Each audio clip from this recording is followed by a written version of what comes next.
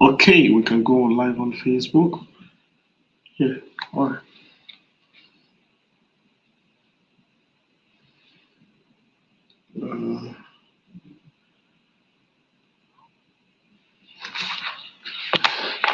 Okay.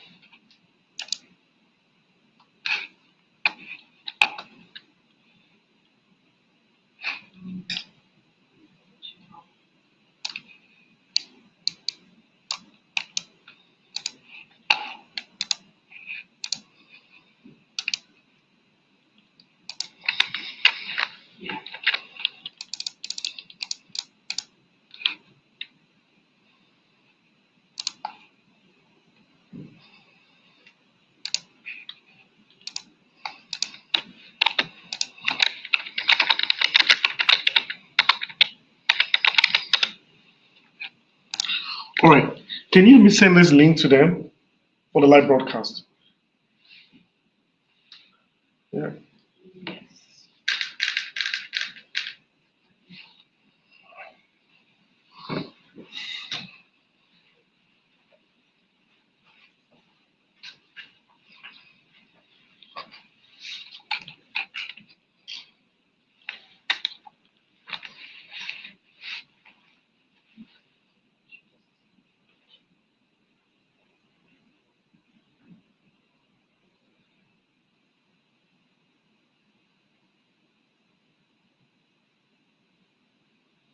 Okay, so we can start.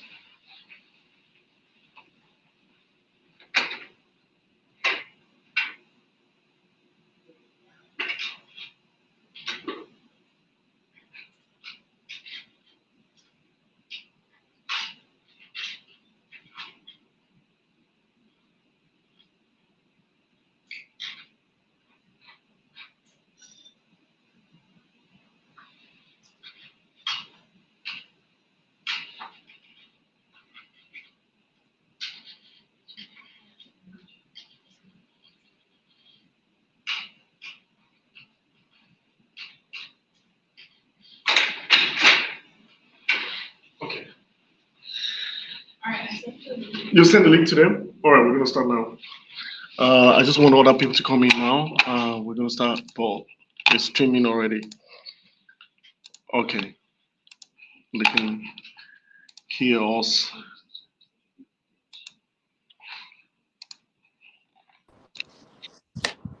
Hello, can you hear me? Can you hear me? Yes, I can hear you. Can you hear me? Can you hear me? Yes, I can hear you. Can you hear me? Yeah, I can hear you. So thank you. Just hold on a few minutes. We're going to start in some few minutes. Just be there. Just hold on there. We're going to start in some few minutes while other people join us. All right. No. Okay, fantastic. Yeah.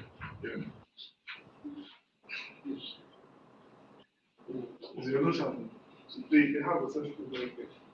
Yeah.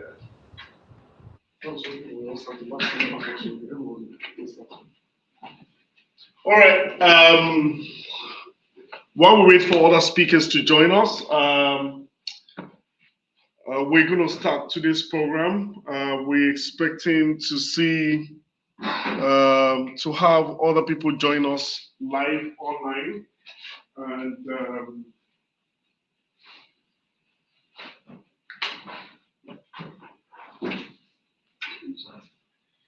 all right. It's a great afternoon, and I would like to say thank you so much for everybody who are watching and also participating on the program today. The first panel that we're going to be having this afternoon, it's a very interesting panel. It's a very interesting panel that I'm also very interested in listening to our speakers speak this great afternoon on the use of using technology as toolkits of economic growth. We're expecting Shewunik Bide to join us, but Henry is in the house. Ngozi is almost here. And I want us to also share this contact to different people at different platforms right now. We're expecting one other virtual speaker to join us. And Ngozi, we're expecting Ngozi. I guess she says she's 6 minutes away from here.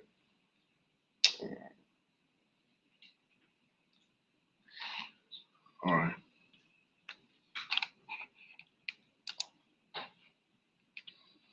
Hi, good afternoon, Zach, Cyber. We can see you that you join us right now.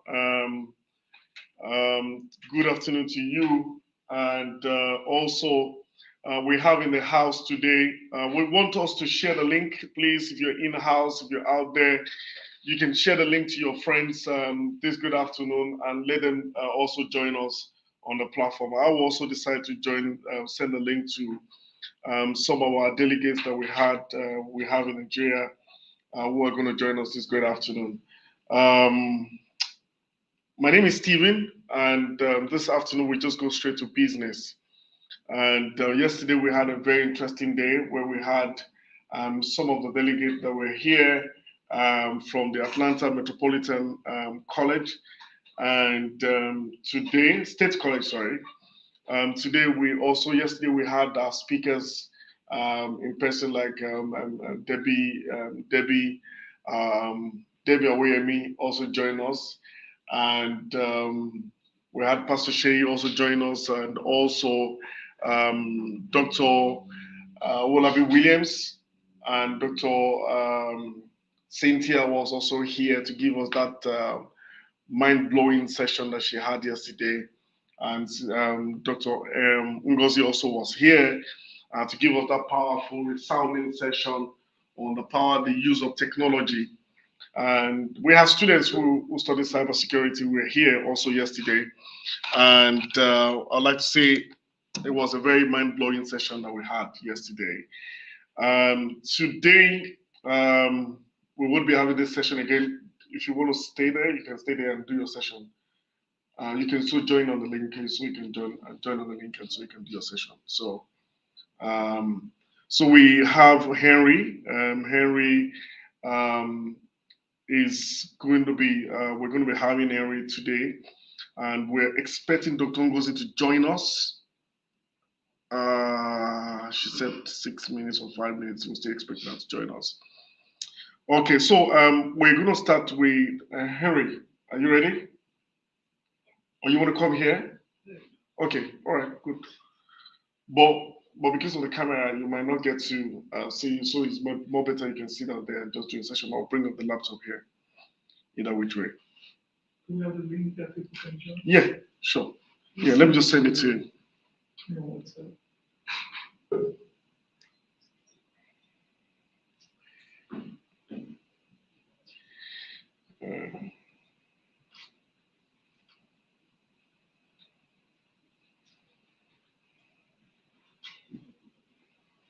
Copy.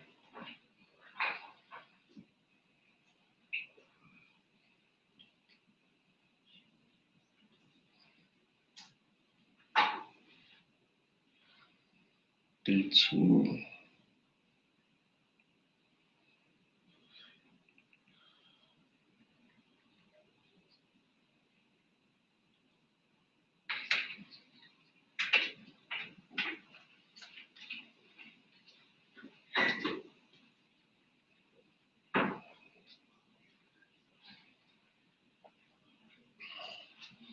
Okay.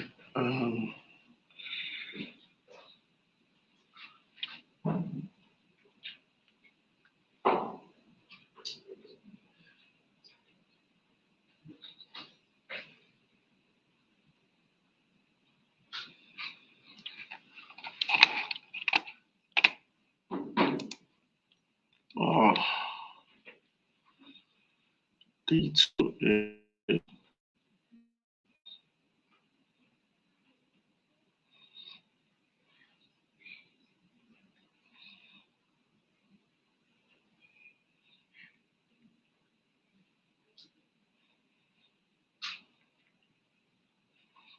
So we're gonna start now. .com slash.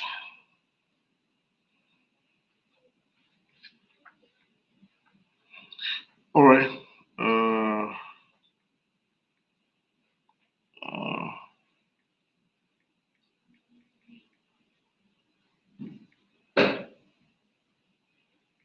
all right.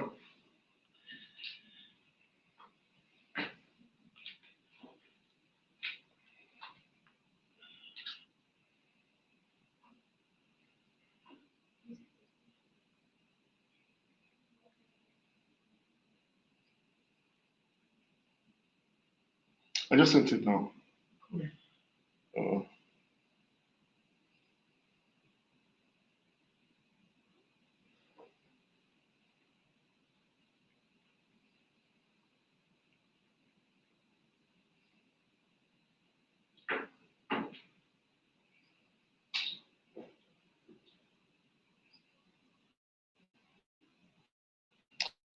okay, I'm trying to send it to all the WhatsApp group I am in. ADKing.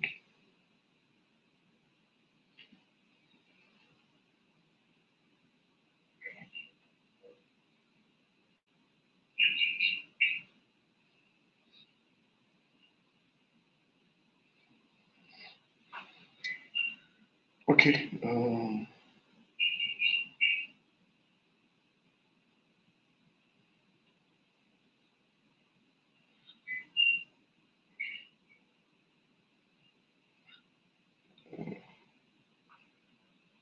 Youth.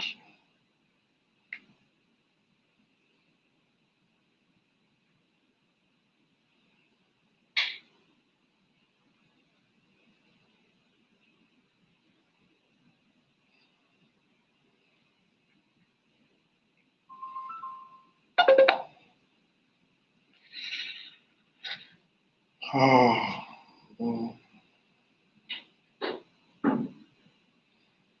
okay. If you say okay one more time. All right. We're just gonna start. Okay. Right now, I'd like to call on Henry Ayosola to please come because we're waiting for Ngozi. I'm trying to reach her, but it's proving about it. She said 6 minutes. So Henry, you can come forward, or you want to stay there? Okay, you can come. You can come here if you want to come here. All right, then. Please, I would like to welcome Henry Ayosola to step up and thank you. All right. All right. Let's wake up. Woo. Do a dance. Get up. Shake a leg.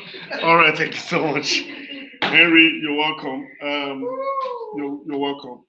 Henry Ayosola is an IT specialist, and I also have track record of being involved in advocacy for over years, and he will be also sharing with us insightful story about his journey in the IT field and how also can he does he think that IT can also help in terms of boosting the economy in terms of global economy right now, and we see that the trend of young people going into technology right now, a lot of young people are certified database analysts, they are IT professionals.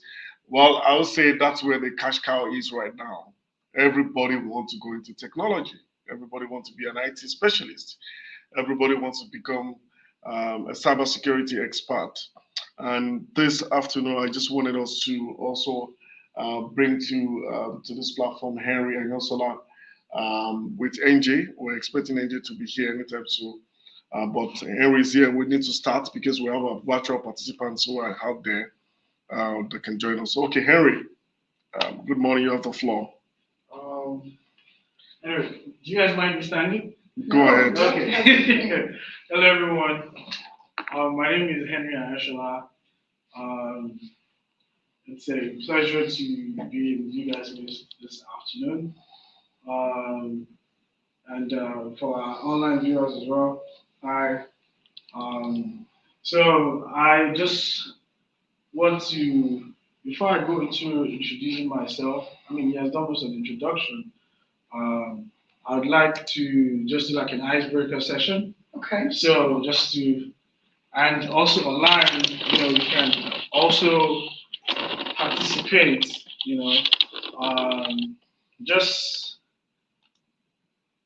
just in 2 or 3 words, right?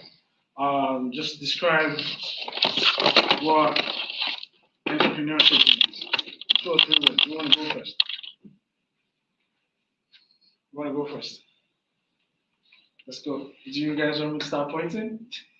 Entrepreneurship, Yes. the ability to cast your net in the business arena. Right. To be your own boss. Yeah. Right. All right. Anybody else? It's the process of developing something new, or it doesn't have to be new, or having something that you can call your own, and being your own boss, just like she said, and not having to do the regular 9 to 5, but that's it. Okay. Anybody? Yeah, I'll take it. To me, entrepreneurship means that you are capable of writing your own rules and being able to brand yourself as something else, as something that belongs to you. Nice. Okay. Anybody online? All right. Yeah. We'll just go with that. Anybody else want to go? Okay. I'm gonna tell you another definition. Yes, definitely. The ability to withstand a whole lot of no's and doors closed until we get to the yeses. Yeah. It takes faith to be a good entrepreneur. Yes. Longevity. Yes. So, thank you everyone for the answers. They are all good answers, and so I said it's an icebreaker session right now. So the next question, because I know once I'm done talking, you guys are going to ask me a lot of questions.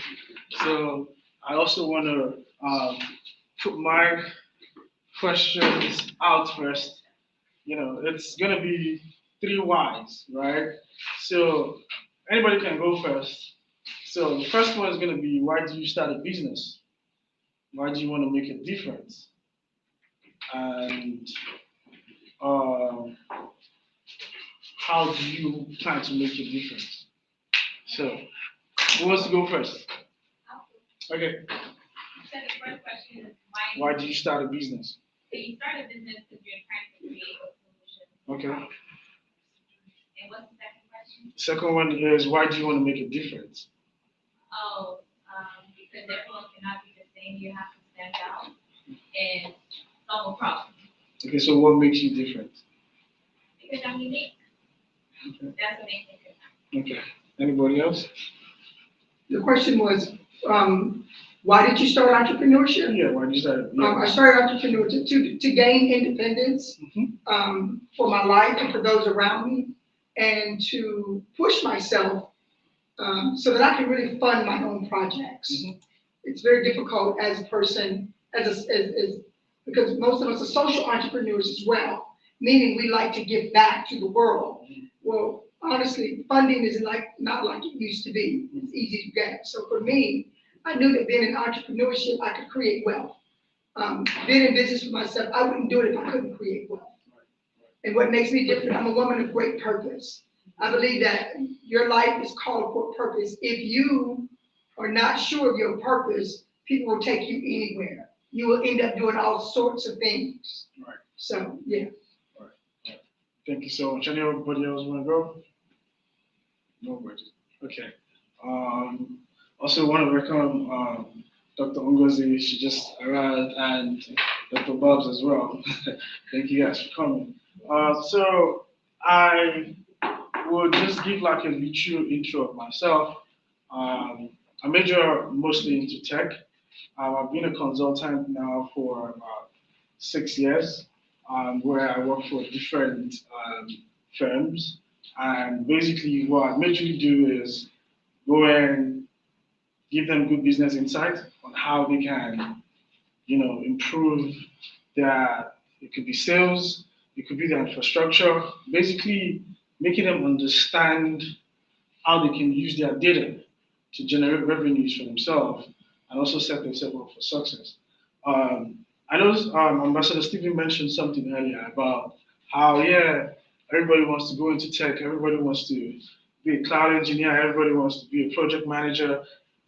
For me, when people come to me and ask me, well, I want to go into tech, right? First question I ask them is, why do you want to go into tech, right? Are you going into tech for the money, or is it because this is what you love doing? Because sometimes when you go into when you do something and you don't have a defined reason you're doing it, right? There will be a time that money will be able to push you. What is going to push you is your passion for what you're doing, Absolutely. right? So I usually ask them that question because I feel like nowadays everybody loves going with the trend. Oh, this, it's cool, to have a, oh, what do you do? Yeah, I'm in tech. It's cool. It's really good, Well, what do you do? Oh, yeah, I'm a doctor. Oh, what do you do? Oh, I'm in finance. It's cool to tag yourself along with those things, but are you really doing what you really love doing, right? Can you sit on a laptop 3 a.m. trying to solve a code? I'm not getting tired, I'm not getting frustrated, right? Because you know that yes, this is something I need to do. It's all about your passion. You have to make sure that you're not doing stuff because everybody's doing it, right? For me, it was the love of data, right? How you can use data to tell different stories, right? How you can use data to help improve companies' infrastructure, help improve the way they see their budgeting, help improve the way they comply to governance tools and all that, right? So this is where one of the reasons that I actually moved into tech. And another question I usually get asked is, oh, this person is doing project management. Can I do project management? Do you have the skills to do those things, right? Naturally, I believe that everybody is a project manager, naturally, because if you can organize the things you have to do daily, right? Literally, okay, for instance, I have to go to grocery store, right? I write the list of the things I want. Right? When I'm going to the grocery store, I check it. Do I get this? Do I get this? Do I get this? Literally, I'm managing myself, right? Thirdly, you have to make sure that I've talked about passion, I've talked about management, and the third one I want to talk about is discipline, right? You have to be very, very disciplined. You can get lost in a lot of things, right? In tech, people usually believe the more number of certifications you get will put you in a higher position or will put you in it will make you earn more, right? Tech has passed that stage of, oh, you have 17 certification, and yeah, because you have 17 certifications, it's going to be a working, like you're just going to be adding everything onto you. You have to make sure you continually train yourself, do projects, do stuff that would make you stand out. You're going to be competing with people that have vast experience, right? And especially for college students that are coming out of college, right? You don't have, like, if you're not enrolled in programs that have real life scenario, in terms of like if you're not enrolled in programs that do normal um, real life use cases, give you proper use cases where you have business requirements, you have your sprint, you have to come back and deliver, and literally do project. You have to present your project and all. If you're not practicing with those type of use cases, right? It's always difficult for a lot of college students. I have a lot of them that I actually mentor, I usually tell, is they find it very difficult to actually fit in because they've not been experienced, they've not been exposed to that part of life yet, right? And my advice is always make sure you do something, come out of your box, right? I have my friend, one of my very good friend, he actually built it. He had a startup that majority of the big companies are now using that startup as part of their recruitment process. So what it does is the name of the um, company is called TechChat. You can check them online. It's techchat.com. What it actually does is have different projects, real life scenarios. You have someone like that's going to be your project manager that you report to, your director that you report to. Basically, if you want to do a cloud project, you want to do a cybersecurity project, you want to do any kind of project, it's really, literally on there. You do it that way. You get exposure to stuff. When you're in an interview, you know your stuff, right? If you wake me 3 a.m. and tell me and ask me about what I do, I will tell you everything I do because that's what I do, right? And one other thing is when you're able to really define what you do, it sets you apart from every other person that are just in because of the trend, right? It sets you apart from someone that, oh yeah, I'm just doing it because my friend is doing this, so that's why I'm doing it. It sets you apart from a lot of things, right? The more you practice, the more you get yourself engaged in different projects, the more you meet people, you talk to people about, oh yeah, I'm going through this codes or I'm trying to do this and it's not working. How can I? You ask questions. You network, right? You read a lot of blogs. That is going to set you apart from someone that literally goes to class, watch videos, and do nothing, right? Tech is big, right? And I usually tell people find your spot, right? Define your path, right? It's regardless of where you decide to venture into tech. If you want to do cybersecurity, you'll be fine if that's what you really love doing. You want to do cloud engineering, you'll be fine if that's what you really love doing. You want to do project management, you'll be fine. You want to be a data engineer, you'll be fine, right? Do not follow the trend of yeah, you're making money in tech and everything. Make sure it's something you love doing because there will be a day that they're going to give you a run for your money. And when I say a run for your money, you're going to be on your laptop 6 a.m. or 3 a.m. in the middle of the night trying to solve a problem, right? That's where passion comes in. And improve yourself all the time. Don't just sit around, oh yeah, I know how to write a lot of code, so I'm good, right? Learn other things. Add stuff to your portfolio, right? If you feel like, oh yeah, I'm good in data analysis, I'm done with that, try and start learning other things. There are a lot of cloud platforms now. You want to go Azure, learn Azure. If you want to go AWS, learn AWS. This is going to help brighten or keep your profile big and also help you um, have good conversation when you start looking for jobs. This is going to have it's going to make you have good conversation when you are um, it's gonna be I'm trying to look for the right word now. It's gonna be what will speak for you when experience is not the major deciding factor.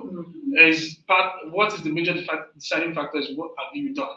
It's not the numbers of years of experience. You can have 10 years of experience in IT, and someone with 2 years of experience in IT would actually know better than you.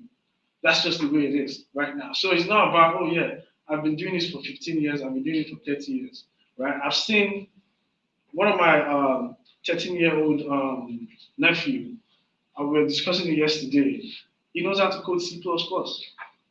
If you speak to an IT person and tell the person, oh, you know how to code C++, they're going to look at you like, what?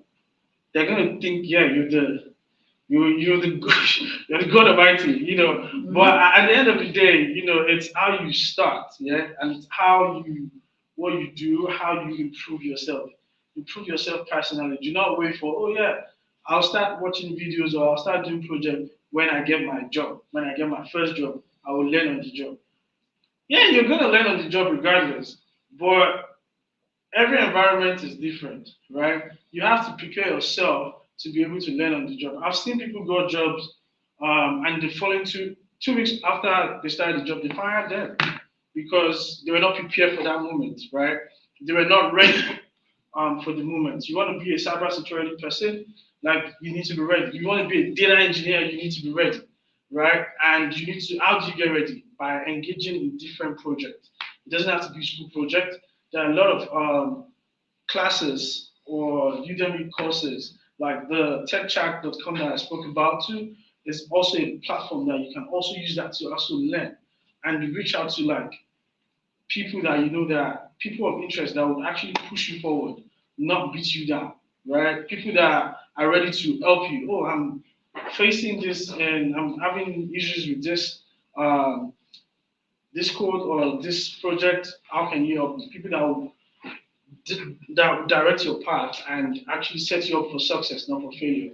I feel like everybody wants to do tech, but they miss out on some key factors on what tech is all about and also how they can improve themselves, which is very, very important. Once again, I'm open to any questions. I'm open to any discussion. Thank you very much. All right. Right about now, I'd like to call on our next speaker, in person of Dr. Ngozi. But before Dr. Ngozi comes up, I'd like to get Mr. Richard. Mr. Richard, can you hear us? Yes, I can hear you. So good to be here. All right then. Okay, so I wanted you to tell us about yourself, what you do, and do you think what you're doing currently is helping solve global issues or in terms of impacting to humanitarian cause? So I would like to give you the floor to introduce yourself, and then you can talk about that. And how much more are you also using technology to boost what you're doing? So you have the floor right now. Before I call Dr. Ngozi. Go ahead. Oh, great. Thank you very much for that beautiful opportunity. So my name is Richardson Ojeka. I'm the founder of Africado Foundation. And Africado Foundation is an organization that is centered around alleviating poverty among young people. And we believe that to do this, we are using technology and education as a tool to eradicating poverty. The reason why we're doing this is not far-fetched, right? To be a billionaire in the oil and gas industry, you need to have oil tankers, you need to have oil wells, you need to have fueling stations, you need to have a lot of things, right? But to be a billionaire in the tech industry, you just need to have a smartphone and an internet-enabled phone to be a billionaire. You know, you can see a lot of things happening through Bitcoin and all. People working from different remote addresses. And we believe that in Africa, this is a solution. Anybody, so long as he has internet access, he's technologically savvy, can easily eradicate poverty from his family and himself. And let me tell you how I started Africado, right? Very funny story. So I just finished secondary school in 2014, and I didn't know what to do. So I went to volunteer for organizations. I wrote letters. I went to many organizations, international organizations, local organizations. This was Lafia, Nasarawa State, Nigeria. And they all turned me down. None of them picked me. And I was like, oh, damn. So this is how I'm going to be. We moved from there. I wanted to start something. I wanted to be a part of something. I didn't want to waste my youth. I had not got admission to the university then. And then while I was just there, I was praying one time, and I think I had a dream that I started a foundation and I was teaching people computer. But I mean, I didn't even follow that. The next time, I was just on TV one time, on radio one time, and I heard on the radio that there was a community called Wamba Village. And I saw in that village, a lot of people were dying of malaria. And that was the push. And I found that a lot of young people want to do things, a lot of young people want to have opportunities to show themselves, to develop themselves, but they don't have the platform. The same way I didn't get the platform. And I said, you know what? If they're not going to give me a platform, I am going to create a platform. And I created a platform for young people. So most of our staff, we have 17 full-time staff in the organization. 80% of them are young people between the ages of 15 to 29, you know. And are we contributing to national development? Are we contributing to growth in the sector? Very well, very, very fantastically well. We have over 500 volunteers. We are giving them a lot of trainings, a lot of development. You could see a lot of them come and say, oh, when I came to Africado, I have gotten a job because of the jobs, because of the volunteering opportunities I am taking, because of the courses I'm taking. So, you know, yes, we are contributing to a lot of growth and development. We can find a lot of people who do not have internet access. A classical example of them is a girl called Goodness. So we went to the outreach in one of those those rural communities, and we met this lady called Goodness. So we introduced them to technology basically. And Goodness just started saying she got to hear about WhatsApp for the first time, and she started saying, "Oh, I want to build the next WhatsApp. I want to build the next WhatsApp. I want to build the next WhatsApp." And so we picked interest in her, brought her. She was in a very rural community. We took her, changed her school to a better school, put her in a private school, get her access to computer and all. Guess what? In less than 1 year, Goodness is already learning a programming language. She's already building WordPress websites. In less than a year, she's topping her class.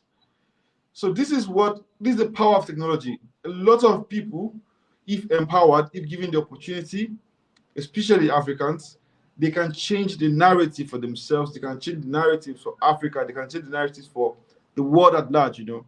And we believe that we can build great stuff. So yes, Africado is helping a lot of young people who are contributing to great national development through our volunteering platforms, through technology, through education. And yes, thank you for the opportunity. Thank you for having me here. All right, thank you so much.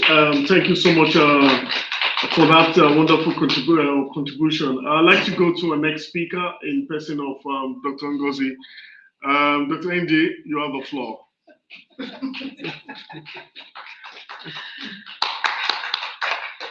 Okay, hello everyone. My name is Ngozi. Like I said yesterday, I prefer people to call me NG. It's really very easy for me to, communicate with people because they remember me when they get to call me NG in this environment. So I'll just talk briefly about what I do and how I've been able to help the community in my own way. So what I've done is, okay, before now as an individual, right, I've tried to grow myself in any space that I find myself. And over the years, I've happened to work for 4 different industries. I actually started out as a banker before I went into oil and gas. And I founded an oil and gas company that is over 20 years old right now with my spouse. And we've been thriving. We work in over 17 states in Nigeria. We've been able to help people. We've been able to employ people, give back to society as well. And we have an NGO called Dreams Inspiration Africa, where we've been able to train young people, help them discover themselves, help them with their mindset change, find out who they really are and then work with their passion. So we've done that over the years in conjunction with companies that have partnered with us, before I migrated over to this side. So on this side, coming to this side, I've been able to align myself as well to this environment, and I happen to, finally have a platform in tech.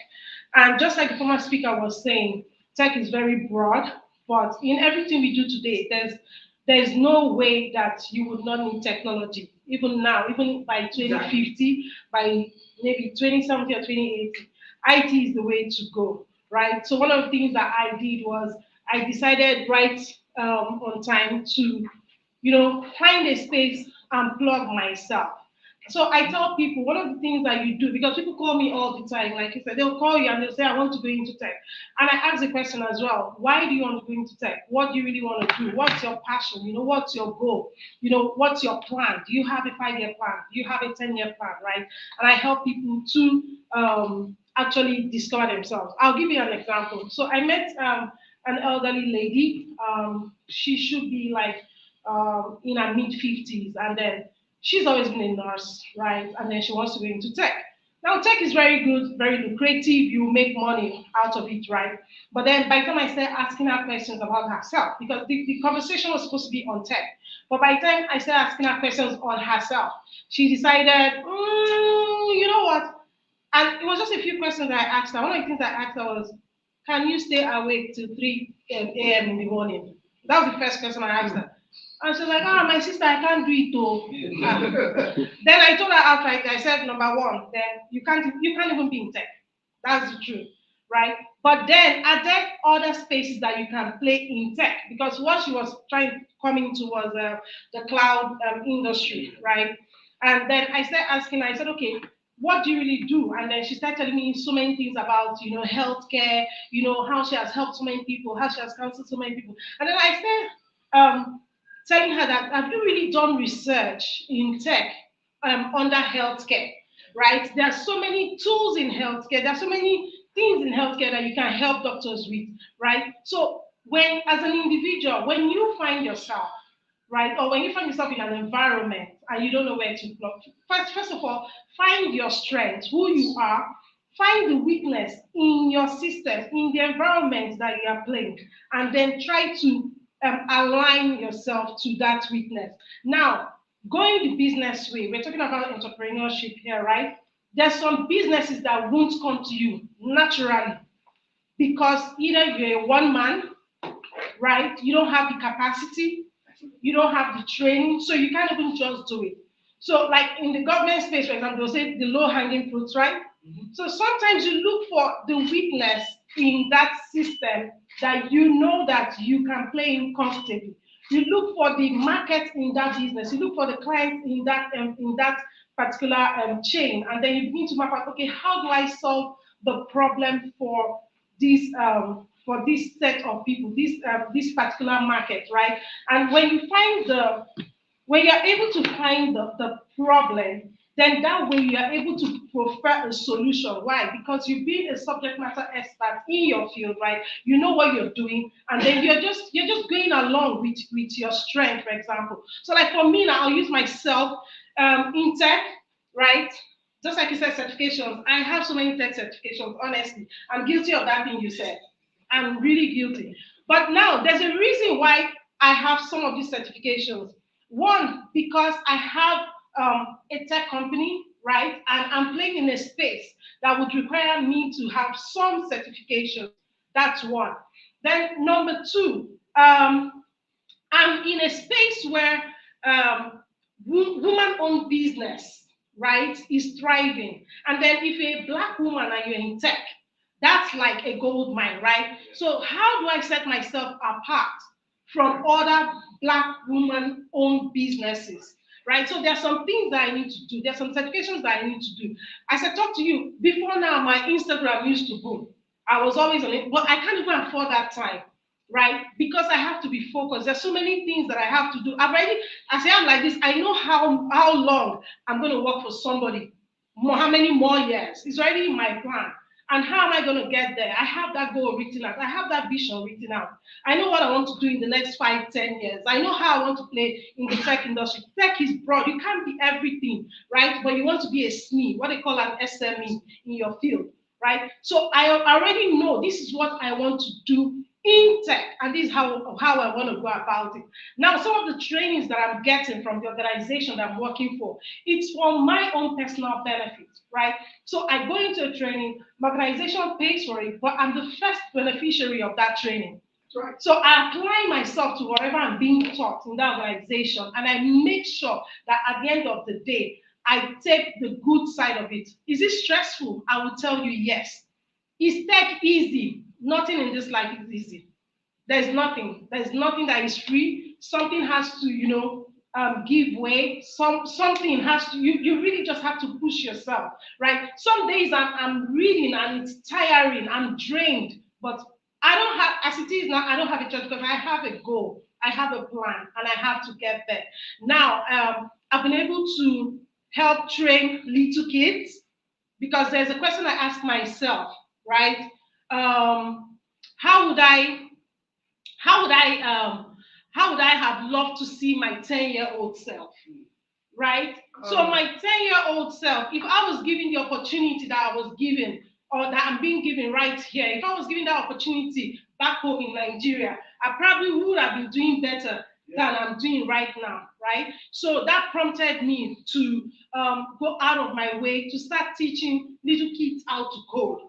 So we did that last year with over 40 children in Atlanta here. We did that as well in Nigeria, right? We partner with several NGOs. We give up ourselves for trainings. We have partners, we have tutors, across the globe, not just we Nigerians. We have tutors in Asia, we have tutors in Europe that come together to teach these little kids and help them change their story, change their environment, because one person teaches one, right? And if we always push things forward like that, or pay it forward by teaching the next person, our society is going to be better, right? We have different things out there that are just waiting to catch, children that miss it in this environment. So how are you going to help that child off the street? You just have to empower them. How are you going to help the next person that is doing Uber, that has been working in America for, that's all he knows, right? How do you help him? You just teach them that if you have a skill set, right, and in this modern day, you have just one IT skill set, you focus on it. It doesn't matter how long, but just focus on it. No matter how little the IT skill set, if it's just even, for example, let's say Power BI, I don't need to know cloud. I don't need to be a scrum master. I don't need to be a product manager. If I can just know just Power BI alone and become an expert in it, trust me, I'm still going to be in the 6-figure bracket, but I have to be a SME first, right? So, like I said, we've been helping children, we've been helping people. We have a group right now with a lot of young professionals that we've subsidized, helping them, teach them DevOps, right? And then we've had a lot of success stories. And for us, it's just we being happy that we are changing lives every day. Because I mean, if it's good for one person, then it's good for the rest. If you liberate yourself and you liberate your family, then it's good for you. The world becomes a better place, right? And then we have, less robbery, we have less prostitution, we have less human trafficking, right? Because people have the skill sets to run. So I'm going to wrap up here. This is all I do. If you have any questions concerning tech, you can come to me, you can ask me. We are currently in the government space as well. Like I said, we've positioned ourselves as a Black-owned woman business. We are currently pursuing our 8A. We're looking for other people to partner with. We have our WOSD, our EDWSD, and then we have our WIMBEC certifications. So thank you. All right, thank you so much. She has a question. You have a question? Yeah, okay. Okay, go ahead. Regarding the children that you're working with in Nigeria, have you made any or interested in making partnerships with working with Black American children like an exchange on coding, working with like Black American children organizations that are working with inner city and coding and doing like cross-cultural exchanges with like coding conferences with children in Nigeria? Okay, actually, we've not done any cross-cultural one yet, but last year we worked with over 40 children, Black American children, here in Atlanta, and we did that in conjunction with STEM Atlanta women. Yes, so, but we didn't have any cross with Nigerians. Yes, with Nigerians, yes. Question? Well, I hear you talking about in tech. Everybody in the world is in tech. Whether you're in it directly or indirectly. If you got a cell phone, you're in tech. Yeah. If you take Uber, you're using technology. Yeah. All of it's technology. I think what you said when you opened is the same thing you said in the middle of your speech.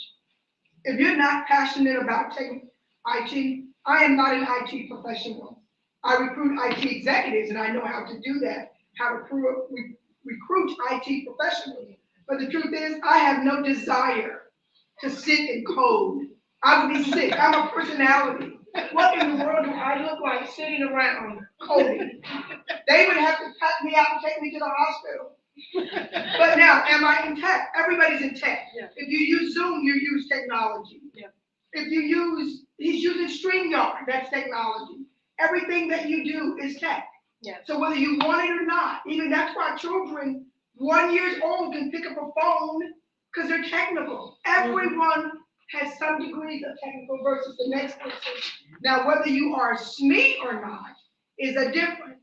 I'm not a subject matter expert. You tried to teach me something on my phone yesterday. It's still not working. She tried to work with me this morning. It's still not working. So I said all that to say this. All of us will be immersed in some level of technology, but we don't have to be technologists to work in tech. Yeah, correct. Yep. I really believe that. Yeah. And just to add to what Dr. Cynthia just said, also like everybody believes you have to code in tech, right? There are a lot of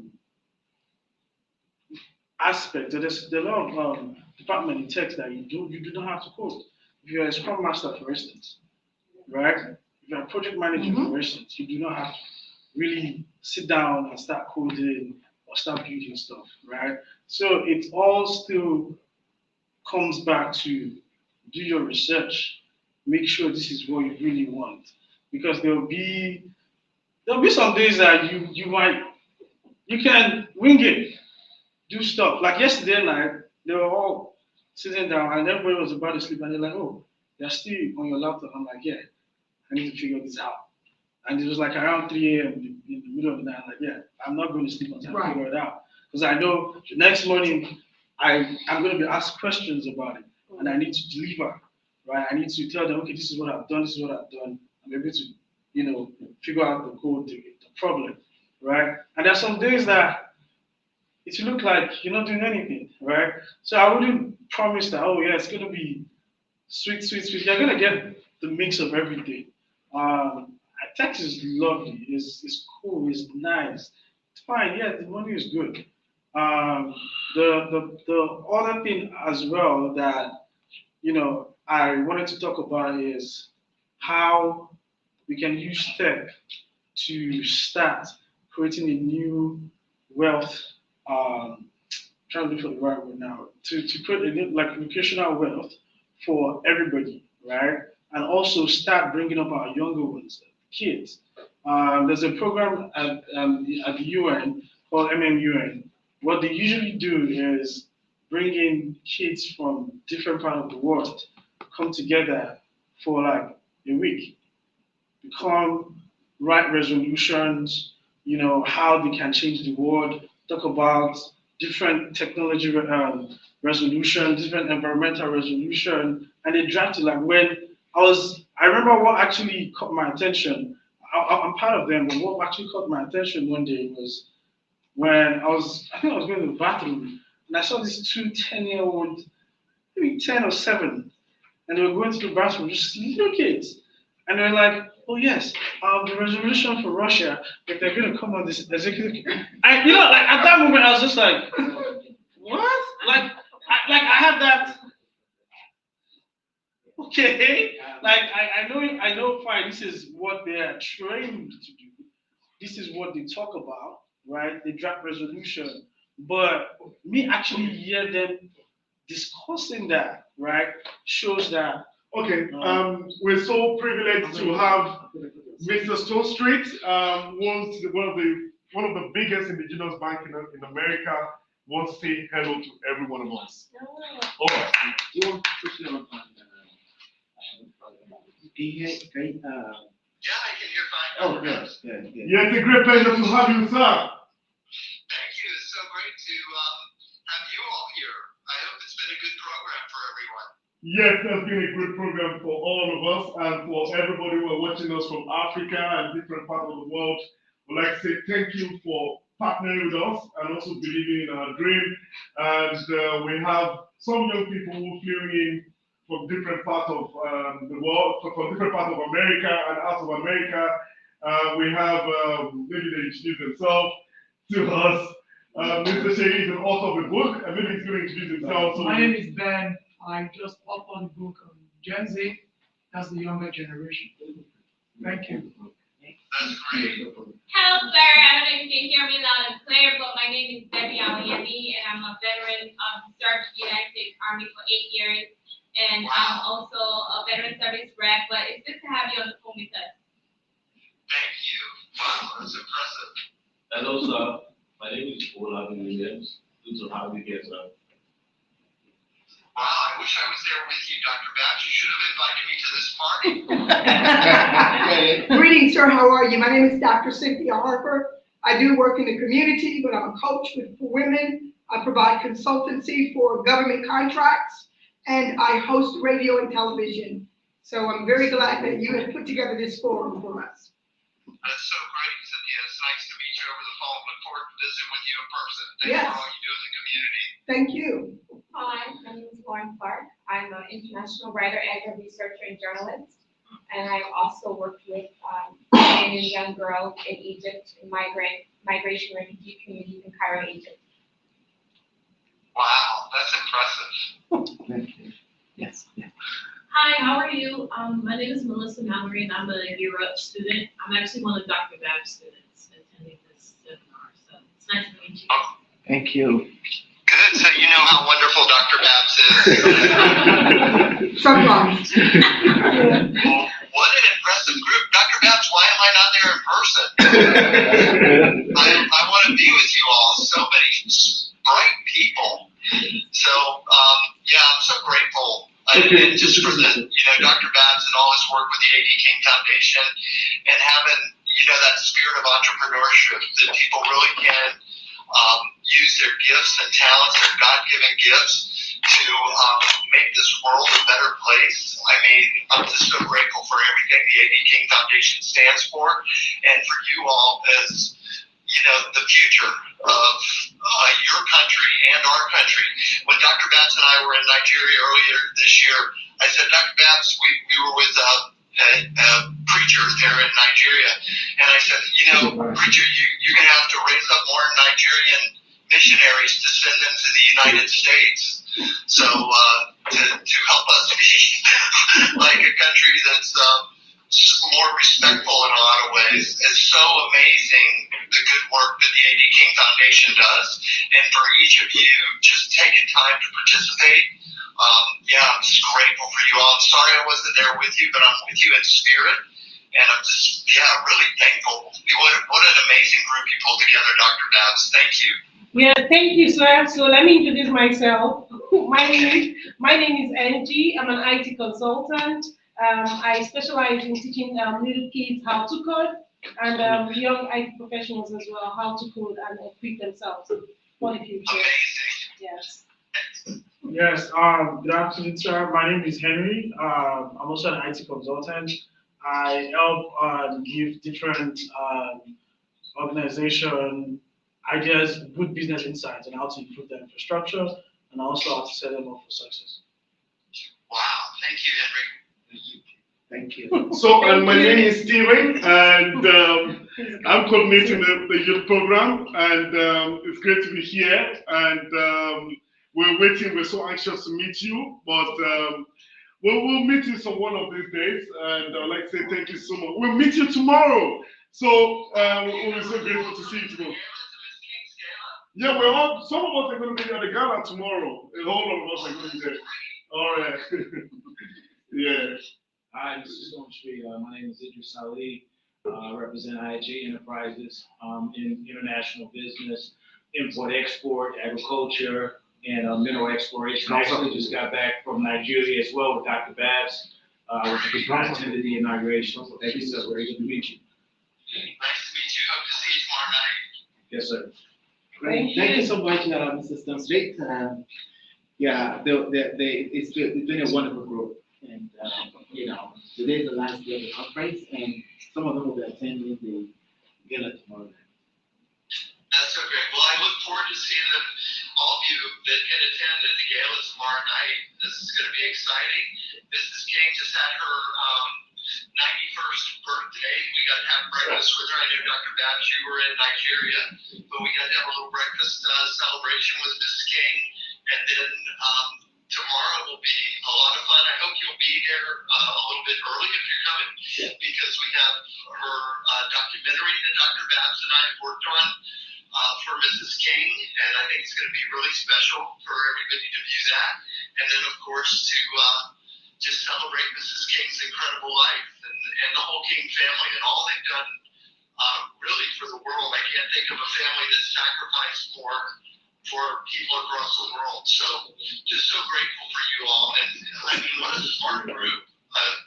It's just amazing. So thank you, Dr. Babs. Look forward to seeing everyone tomorrow. Yes, sir. Thank you so much. Take care. Thank you all. Mr. Stokesway has the second largest mortgage company in the United States. What kind of Mortgage company. mortgage company? Yeah. What was his name again? That is second largest mortgage company in the United States. And his name? Stone Street. Stone Street? Yeah, he's on the flyer. Yeah. Yeah. He's the CEO and president of Ronald Blue Trust. Yeah, thank you. Yeah. All right. All right. Thank you so much. Thank you so much for the panel. Thank you. A round of applause for them.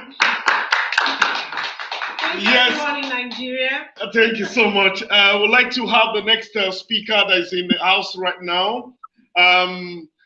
This is one man that I have so much respect. When I say I have so much respect, and this is the man that has put African government on their toes in terms of accountability and transparency. He is the executive director of Budget. You can Google the organization. They're called Budget. So what they do is to do budget tracking, how government are spending the money. Whereas we hope that some monthly have swallowed some millions of dollars in the government office. These are the people who put the government on their toes. And you also have an office so I'd like to if you would like to put on your camera, I would like to see your face, and the whole delegate would like to also see you. You have the floor right now, sir. All right. Can you guys hear me well? We'd like to see your face too. Everybody wants to see your face. I'm almost home, so I'm driving in the car. I was stuck in traffic in DC, so but I will be home in 5 minutes. But I can talk and have a conversation with you. But possibly, I'm so sorry. I wish I had gotten home earlier. Well, I just don't know what's shutting DC down. Also, because of that, let me turn off my camera. But if you can hear me, just let me know. Yeah. Yes, we can hear you. So we'd like you to talk about what you do and what has been the impact so far in terms of what you do. Go ahead, sir. All right.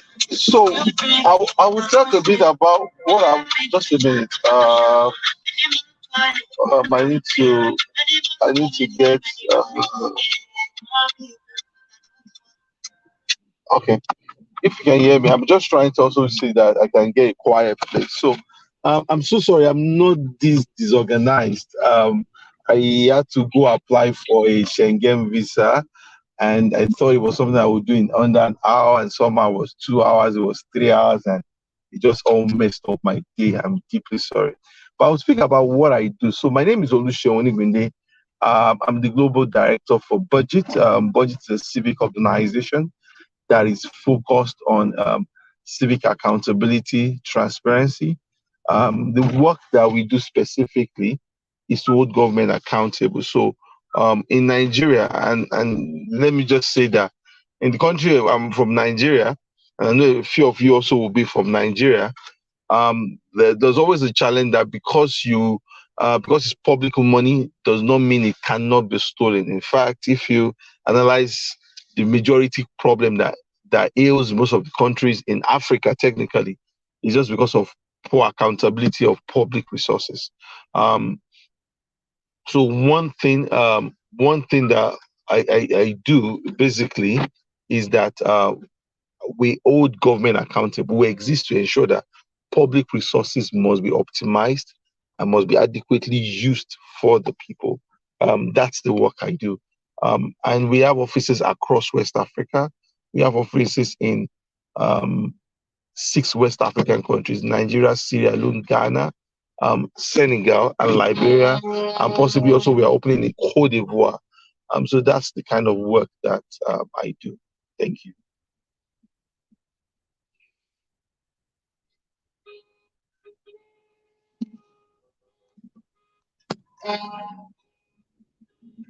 Stephen, can you hear me? Hello?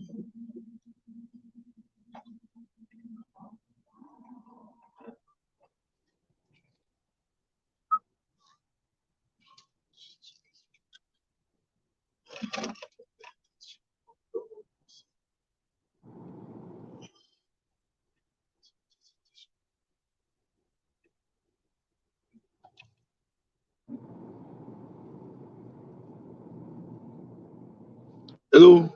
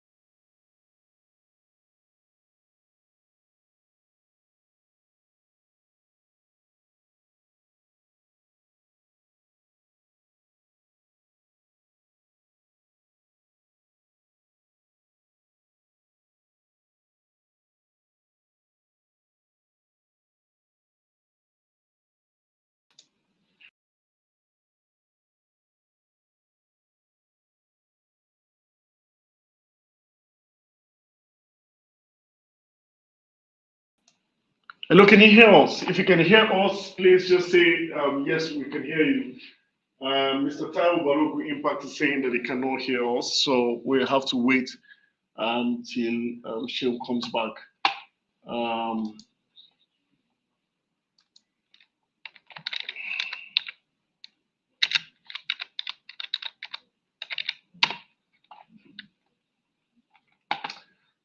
This is Sheil, and this is Sheil Nigbide talking about national budget, but we're going to expect him to come back. You have to make it very, very difficult to understand. Because by the time you hear billions appropriation, you hear things about environment, you hear things about the money in the pipeline, you don't really understand. So our work is to simplify it. That everyday Nigerian understand their budget. Money is money. Money is money. All this one is say treasury. It's just all you want to do. Yes. Let's watch this video before it comes up.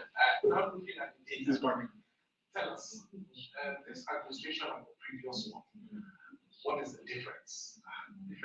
No, something I have understood is that the lifestyle of government, I would call it the lifestyle of government. When it comes to budgets, Oh, Steven, can you hear me? You can hear you. Okay, just hold on. Okay. Oh. Okay. Okay. Okay, you have the floor right now. You have the floor right now. I think I've parked somewhere so that I could basically just make sure that I get a good network before I move on. I'm so sorry. I didn't plan that this should be the way it should go, but I had to find a place to just park and just take this. So like I said, my name is Olusegun Onigbide. I'm the director for budgets. I run a non-profit organization. That's my work. And the work mission is to ensure that public budget is meaningful to people, which means that public budget must be simple, it must be accessible, and it must make a meaning to people. That's the work that I do. I've started this since 2011, and it's just about public sector accountability. And I know that might sound a bit strange for a lot of you, that I'm not like a doctor, a lawyer, but I'm not even like an engineer, but I'm just like an activist, as you would call it. Constantly asking questions, constantly putting government under pressure, and ensuring that public resources are optimized and are useful for the people. Yeah. All right. So, in your bit of work that you've done over the years, what have been the challenge? What have been the challenges that you've confronted? What has been the challenge? And I think, to be honest with you, I mean, I'm speaking to young people. First thing that was a challenge for me was, how do I turn my passion? How do I turn my passion into how do I make meaning out of my passion? That was the first challenge I first had. Starting, if you listen to everybody, starting out is always about what's the whole essence of all of this. And this I have a bit. It started with some level of anger. I had this anger about Nigeria. This is how Nigeria should work. This is what Nigeria should look like. This is what Nigeria actually should be. That was my anger. But I can be angry almost every day and screaming and shouting and pushing and screaming. It will not make a meaning unless I'm able to find a way or figure out a way of turning my anger, into something actionable. I think that was my first challenge in starting out. Over time, it was just about, because of the kind of work I do, it means that you have to convince people to care about it. People have bills to pay, they have lives to run. So how do I tell them that it's not just about you concerned about your own self alone? How do you care also about how public resources are spent in the country? And convincing a whole lot of mass of people means you have to simplify it, you have to personalize it, you have to make it more exciting, you have to make it more interesting. And I know that a lot of people, as you build an enterprise, the constant energy to say, which is what you have in sales. It's like you have a product, how do you sell it? Apart from the fact that you have conquered your energy and you conquered your fears to kick off and to start. Next thing that you'll be thinking in your mind is that, I've done all of this. So how do I now sell? How do I get a mass market to sell to? So that's also was constantly behind my mind about how do I sell? How do I make sure that people care about things that matter to me? The third thing is the financing. That was also a challenge, and that's still a challenge. How do I raise financing from the work? And that's like an unending challenge. Constantly figure out how you have to be creative, how you have to be intelligent. Even today, I had a meeting with one of my staff to say, looks like we have never talked about the private sector. We've talked about non-profit work, and we only talk about the people and the government and civil society. Why don't we also talk to the private sector about this kind of work that we do? So those are the kind of constant thinking you have to do. You will have to think about how do you make meaning out of your passion. There's a huge challenge that you have to overcome in getting something started. You will have to think clearly about how do you sell your idea and how do you convert people to mission-oriented entities when it comes to your idea. Then you also have to now start thinking, how do you constantly in the space of fundraising to make sure that that idea continues to thrive? Yeah. All right. Hold on. Hold on.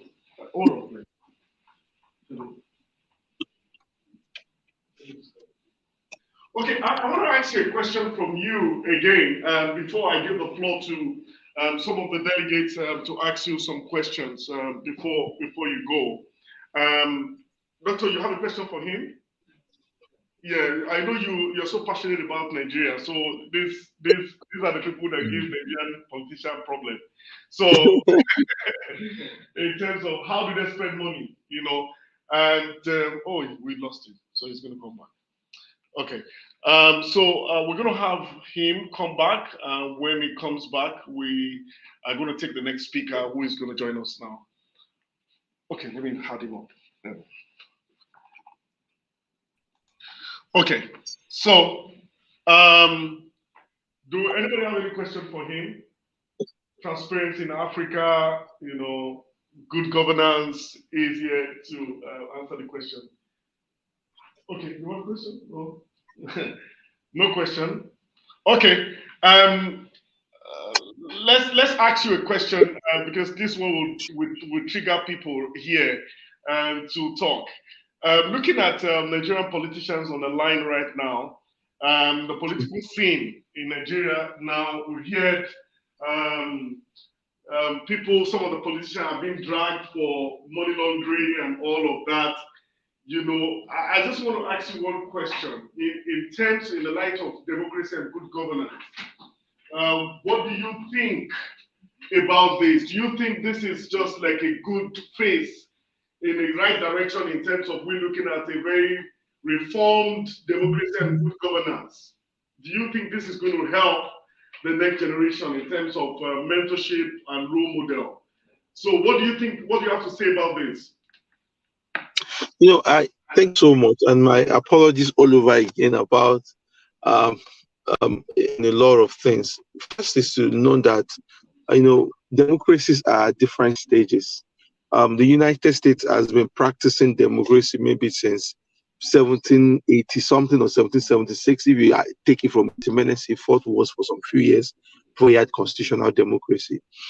And so the evolution of America's democracy is different from what you would get from a country like Nigeria, for example. Nigeria is still in the we've had unbroken streak of democracy in recent times since 1999. So we're 22 years or 23 years. But it doesn't still mean that there's some basic standards that we're not supposed to follow through. There's some things you have to realize that in a country like Nigeria, the fundamental element that is critical is what you call the elite consensus. And if you don't figure out the elite consensus, because a whole lot of time the society thrives on role modeling, as you said. When people see something, then they begin to look as if everybody wants to be like that. An example is what you see in the US. Obama was president, so you now have a situation like we now have the first black vice president. Then we have the first female black Supreme Court justice. Now, yesterday or 2 days ago, we now have the first black person to be the Democratic or any party lead. So you find out that, and those things are extremely deliberate because it's what you call elite consensus. The elite or the political elite of a country would decide to say, this is how we want this country to run. In as much as democracy is a game of numbers, or you say, oh, it is the majority that carries the vote. Well, that is good to know. But in my own view, that's a simplistic analysis of things. It is the elite of the country that sets the kind of modeling that the people now refer and they now follow. So if America feels we need a new thinking, we need a new idea, we are in a mess up in the recession, so we get a Barack Obama.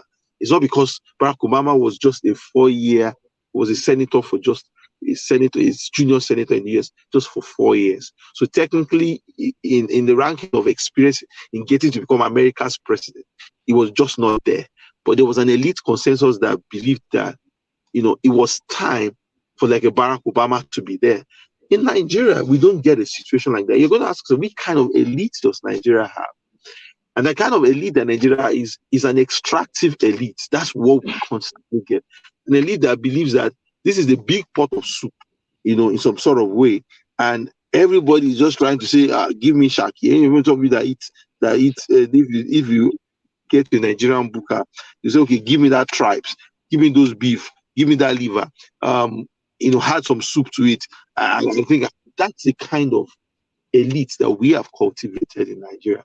You see that now permeates the entire system.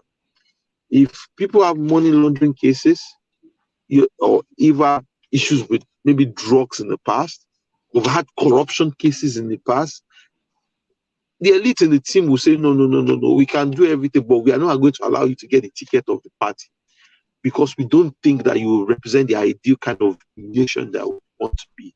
And I think that's something that we have to keep in our minds, that Africa or Nigeria needs a new form of elite to model, to define how the society effectively should be run. If we decide to think, oh, it's people that have not eaten 3 square meals that are our problem, we're diagnosing the problem wrong. The way we have to diagnose the problem properly is that a new set of educated, enlightened group of people need to take the step and need to take a stand about the kind of country they want. And I think you will see that in Nigeria now with the Peter Obi Renaissance. The thing that are feeding into those conversations about people just felt that we're frustrated with the same way of doing things over the time. We need a new elite consensus of how things should be done properly. And if you think about that, the next thing you're going to ask yourself is accountability in democracy. I always tell people, because you have democracy does not mean you will get development. In fact, there are so many countries that they would think they have democracy in code because they elect people every 4 years. It does not guarantee that you are going to have development. If you don't have accountability in the use of public resources, if there's no sense of accountability to it, you're not going to get development. It's going to be hard for even that's why China is not a democracy. It's going to be hard for someone to just pocket the money that is meant for a healthcare institution and pocket it and just walk away. But you can have a democracy and such situation happens because you have not built an accountability system around. And those are the questions and those are issues that we need to constantly fine-tune and get results around. So I would stay around that.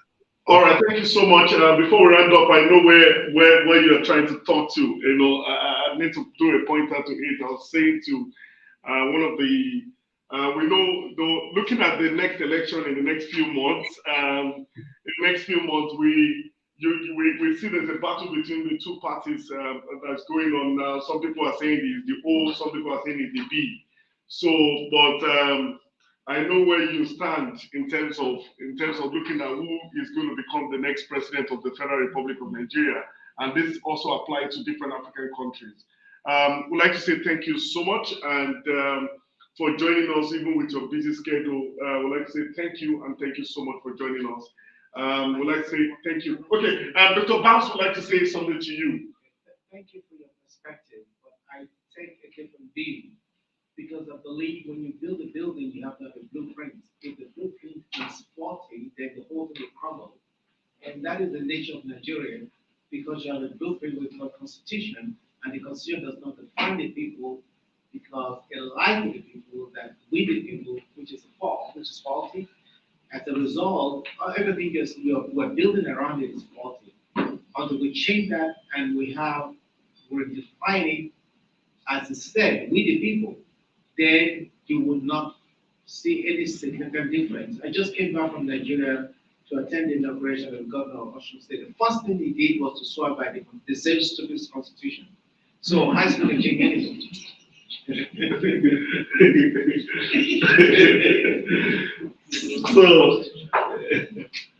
So I think, do you have something to say, Mr. Shehu?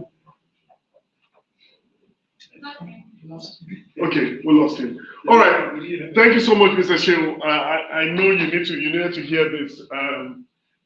Need to hear this, but we know where our loyalty lies as good elites. Somebody said, I have a question for Mr. Shehu. Okay, Mr. Shehu is here. I would like to say welcome to the superstar, the world-class superstar, Jenny Reed. Yeah, thank you so much. Somebody have a question for you.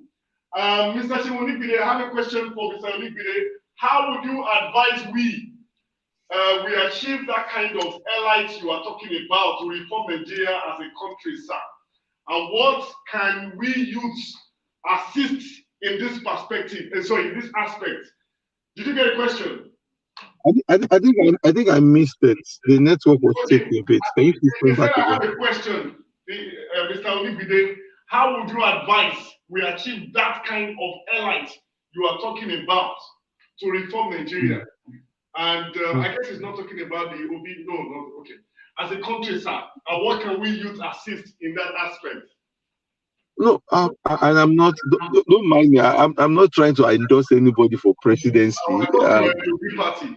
Okay. No, I'm not at all. I'm just saying that whenever you see young people putting energies because something is not right around our matrix, and they figure out that might be their way out.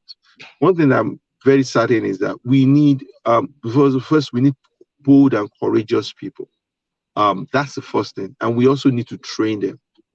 There's the Chinese people have a KDAO system where they train leaders. They train leaders deliberately, and Xi Jinping, who is the current one, joined that KDAO in 1980s. I think 1984, and rose through the ranks. So it's not as if Xi Jinping was just say, "I want to run for office."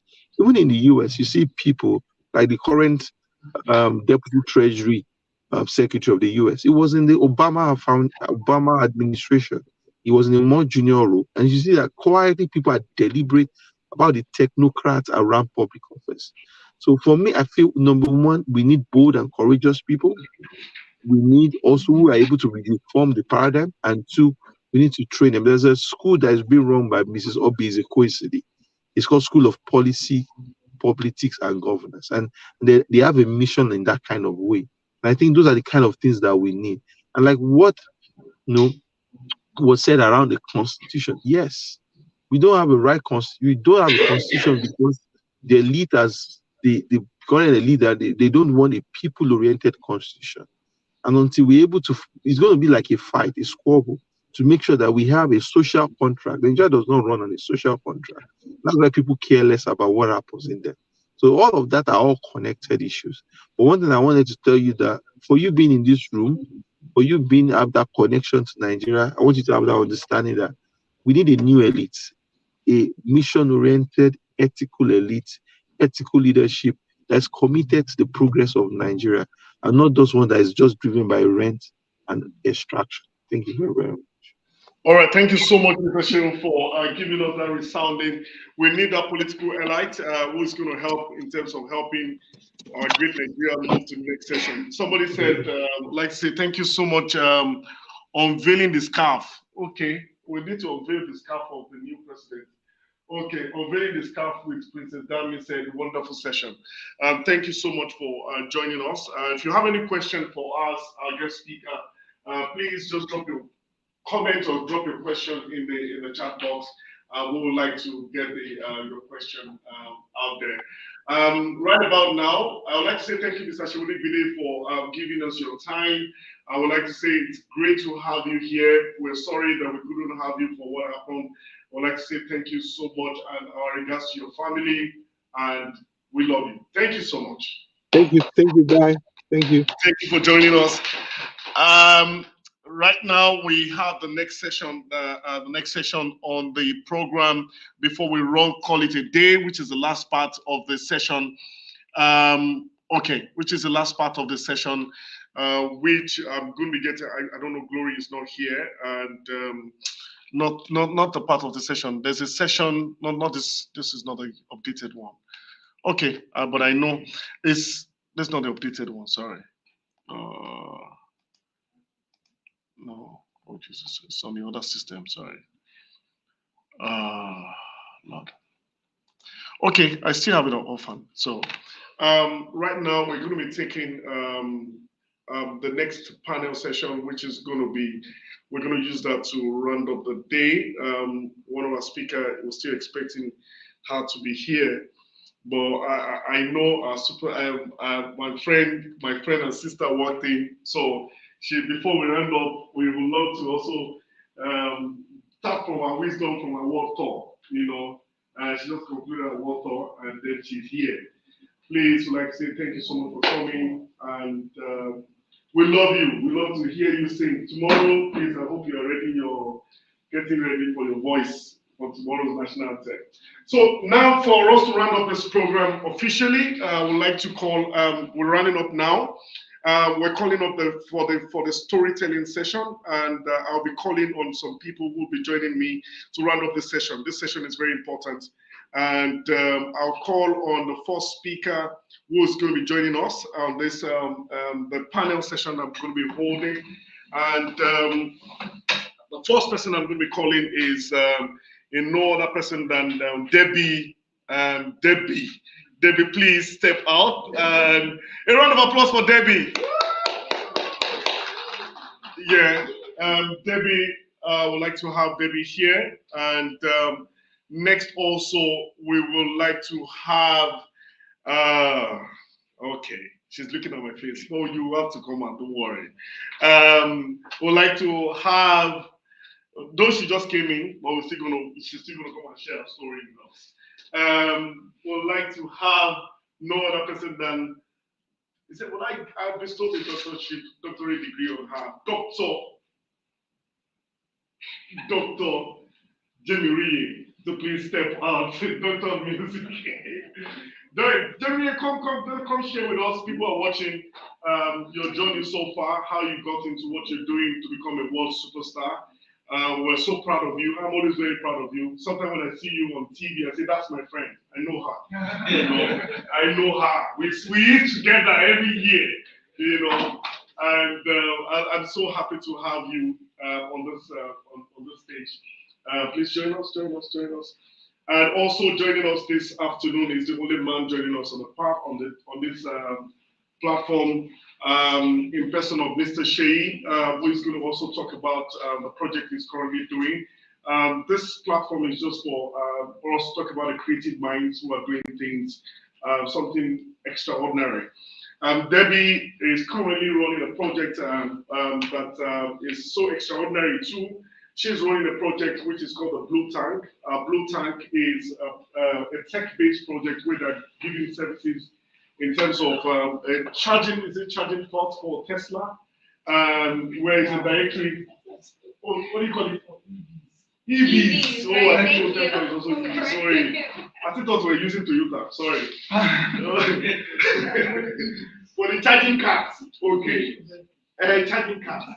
Okay.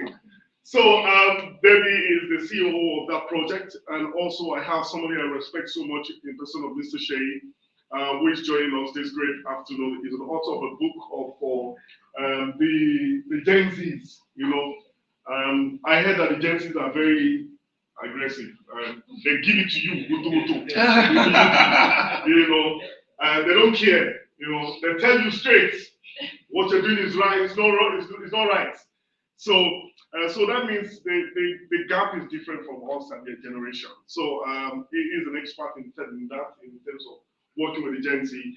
And like I said, I'm so happy to see my sister here again. I know she's going to give me some part of the things she got from my work talk.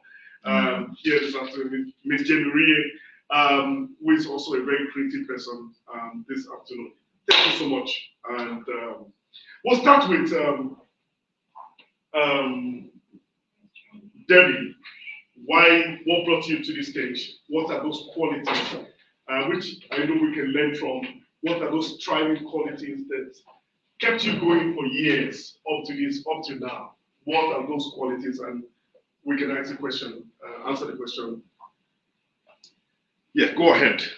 Okay. Hello everyone, and thank you for having me again. Well, my story has been very interesting. I would say that it's number one is resiliency for me, and ability to keep going even if there are tough times. Perseverance and patience. I've been being a veteran, or should I say being in the military, it teaches you a whole lot. You know, you you you learn to be more respectful. You learn to be more to be a very humble person. Um, you learn to listen more. You learn to take orders. So with that, with all these values that I was able to learn, not just because I joined the military, but also because there were values that were already instilled in me by my parents and the village that I had surrounding me. So all of these attributes, I'll say, is what has brought me to where I am today. To be able to juggle a lot of things, school, work, having a kid, and experiencing just a lot of things in life, basically. So I feel like being resilient is one of the things that has actually made me who I am today, and also the fear of God, right? Because I feel like that is actually number one for me. Because if not for the fear of God, I would have cursed a lot of people out. I wouldn't be where I am today. And because I feel like, what will God do? What would Jesus do? So if I don't think like that, honestly, I would have made some crazy decisions in my life. And I believe because of that, I'm able to sit on this stage and tell my story. So yeah.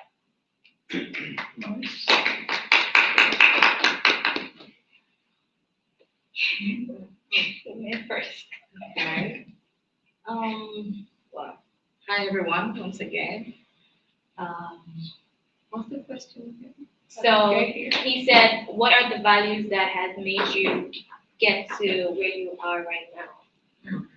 Your core values. Okay. I'll say first of all, the drive has to be pure. It has to come from inside. Yeah, very organic, and you need to be sure that you want to do this. In everything or anything you decide to go for in life, you really must be sure you want it. Because sometimes if you have the wrong drive, you might crash before you get there. If you're just money motivated, you might not get there. Because the moment money don't come, you're done. Right. You'll be like, it's 2 years, it's 3 years, I'm not making it, it's 4, it's 5. It looks like it's never gonna happen, but maybe you break through it the 7th year and you stop at the 6th year.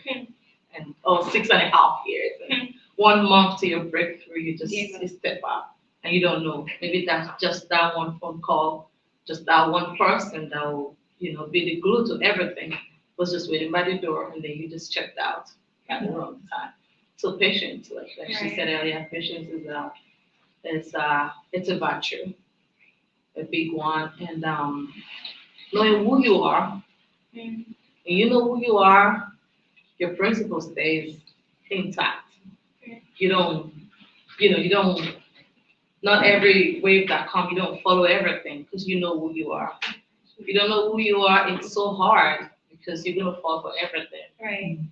But when you know who you are, it helps, it guides you.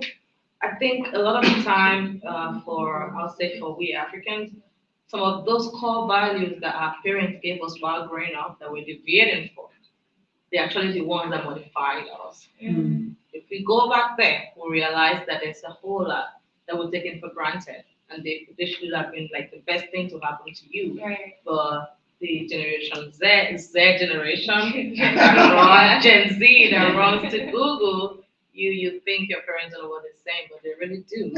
And then you need to also balance that and know that there's more to life. So my core value has been, some of them has been like making sure I go for it and then asking myself, why am I here? Yeah. What can I do to make it better? Right. And what was I say? Patient. Yeah. To see it through and know that it's a lifetime, journey. Except if it's a part-time thing, yeah, you can still on the side, but still make sure every place that you put something into the treasure box, so it gets fuller and fuller, and then you can get there. So before you know it, one connection brings the second, the third, the fourth, and boom, the dream becomes a reality. Okay, I'll stop it right there. Yeah. So, all right. Thank you so much. I'll just add to the points made by the amazing speakers before me. So, like I noted in one of my books, You'll Be Young Only Once. I think for me, what has brought me to this point is understanding that every mortal being carries a backpack. Like it's not visible, but I use the illustration of a backpack, which we often use today, especially if you are in school. And even outside school, I still use a backpack till now. Everybody carries a backpack, and we fill our backpacks with different things. Some of those things we carry in our backpacks make the journey very difficult because at the end of the day, you are carrying every stuff. Yes. But I noted 4 things that I found they really worked for me, and I try to encourage others to have in their backpack. Number 1 is your purpose, discovering why are you here. I have 3 kids, biological kids, many kids, but 3 biological kids. And one of the conversations we have is you're not just here because we gave birth to you. You are here on a purpose, for a purpose. So that's number 1. And that's one of the things that has really helped me to get to this point. I'm not just here because I'm a man given birth to, and I have to just do what everybody is doing. Number 2 is what direction are you following? What is your vision for life? Your vision defines your direction. And for me, it's been very essential in defining where I am today. Today is just the result of what we did yesterday. Yes. If you have a wrong outcome today, it's because of the wrong input yesterday. Nothing else, no. Whether it was your decision or not, it's still a function of what was done yesterday. And then number 3 in the backpack, I say is the skills. So for me, I'm very, very curious. I'm a curious learner, and I try to explore. I have more books than I have clothes. I have more books than, even more than the money I have in terms of quantity. But I tell you, learning has given me some form of empowerment, has really brought me to some places that I would never have thought of getting to. So in that backpack is the skills. Today, we've heard about technology and all that.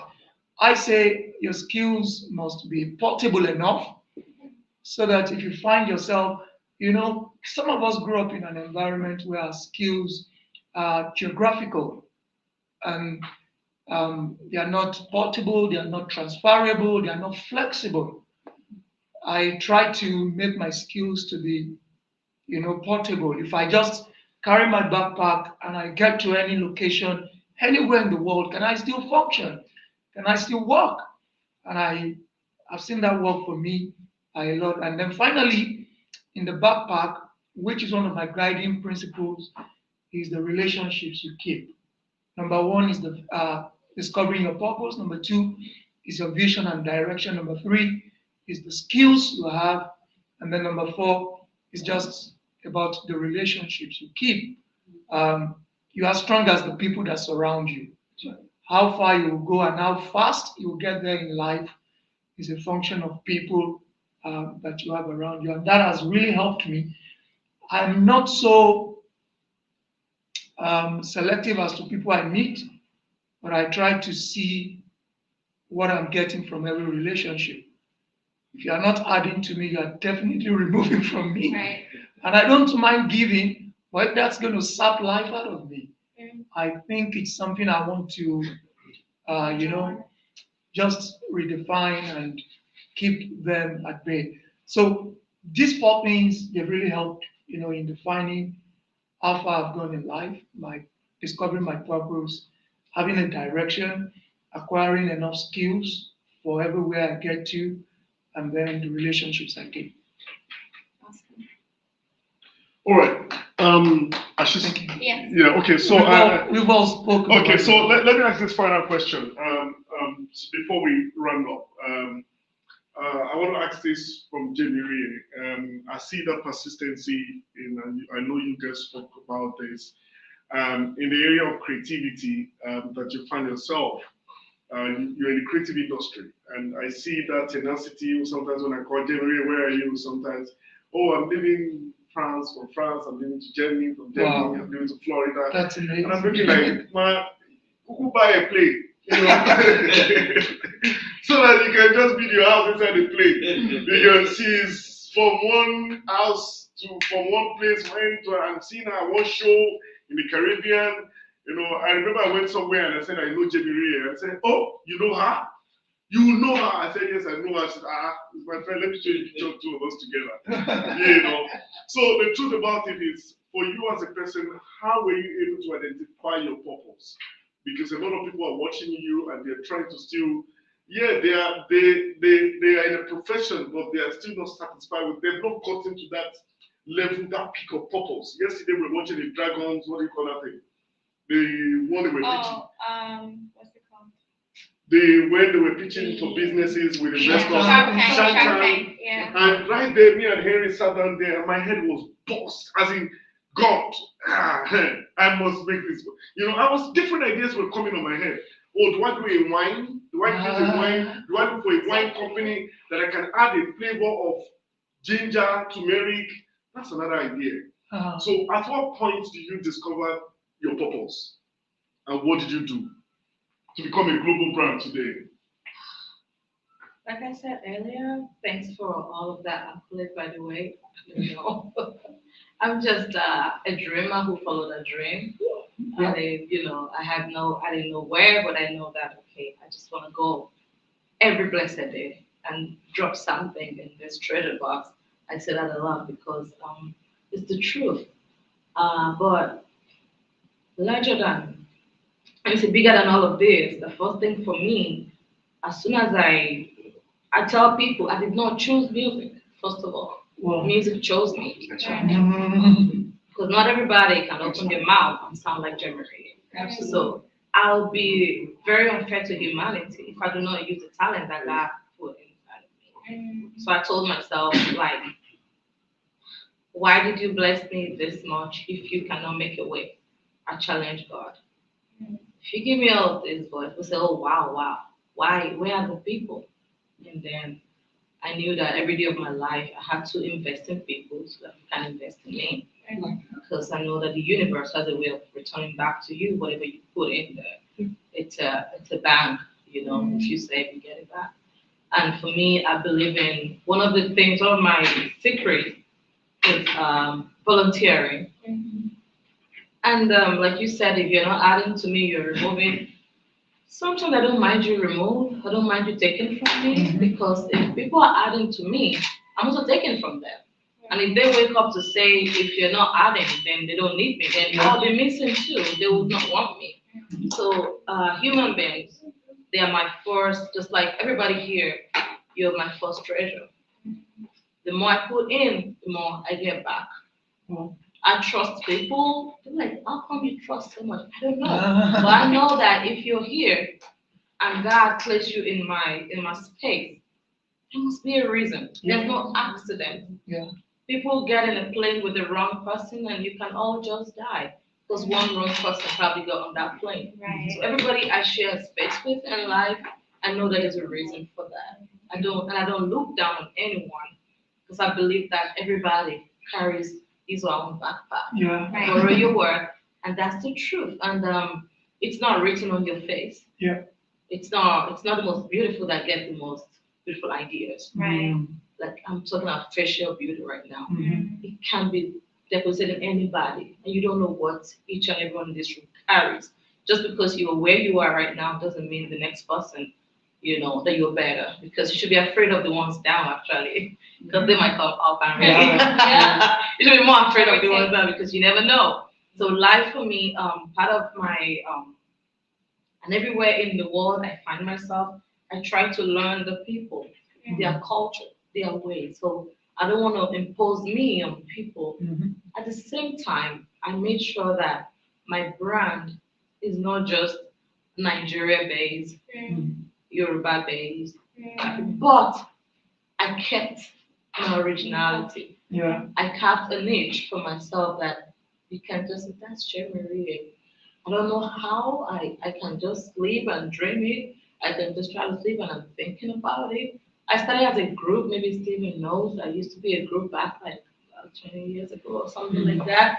But we're doing our thing and they had a meeting and told me, listen, if in 3 years, if by 2007 we're not making money, we're done. Wow. And he said, okay, I breathe, I eat music, so I guess can be done. I'm done forever. I'm not gonna be done. But then it's like, is she crazy? We had a reunion last year with the girls, and they were looking at me. They say, this has been your whole life. Wow. See what I mean? And everybody is successful in their own right. Right. But because until you find your why will keep you up every day to do it. And for me, it's not about the fame or the fame is good, but anywhere I go, first thing is I'm doing what I'm supposed to be doing on earth. Purpose. I ask myself, God, where am I? Why am I here? What can I do? Where am I going? Those are the questions I ask, and everywhere I go, I say, someone needs to hear this song. Someone needs to feel this way. Wow. And people come to me and they, you were saying, I was crying, I was having goosebumps. That's not, I'm like, that's not me. That's the God in me doing that to you. And every time someone tells me that, I go back home and I say, thank you. Another assignment, has been done. So, Stephen, I'll say it's been nice, knowing you, but, like I always say, it's not me. It's the universe doing its thing through me. And I'm happy to be a vessel.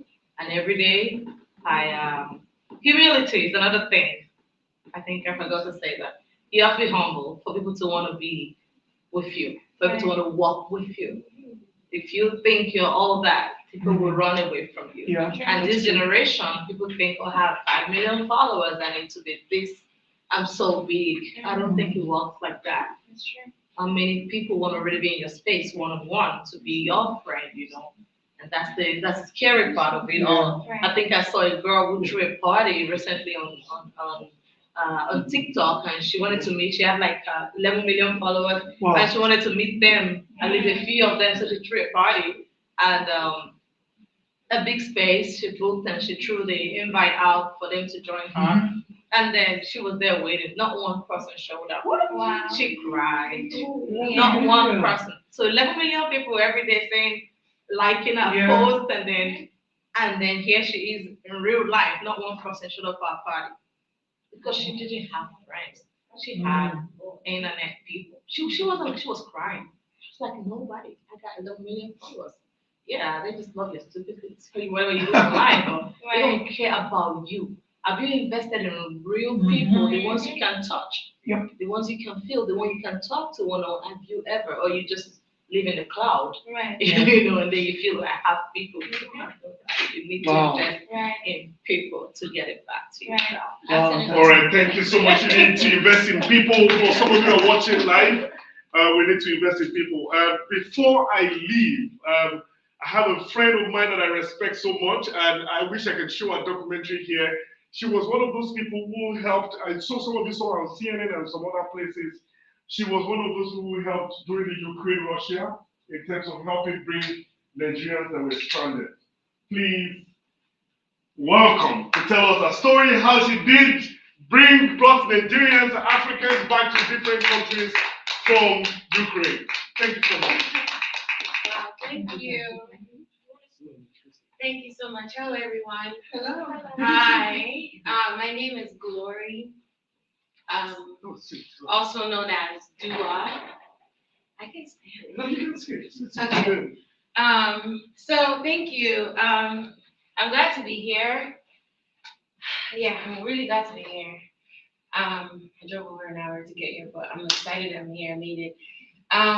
So I guess Stephen wanted me to share about what happened this year to me.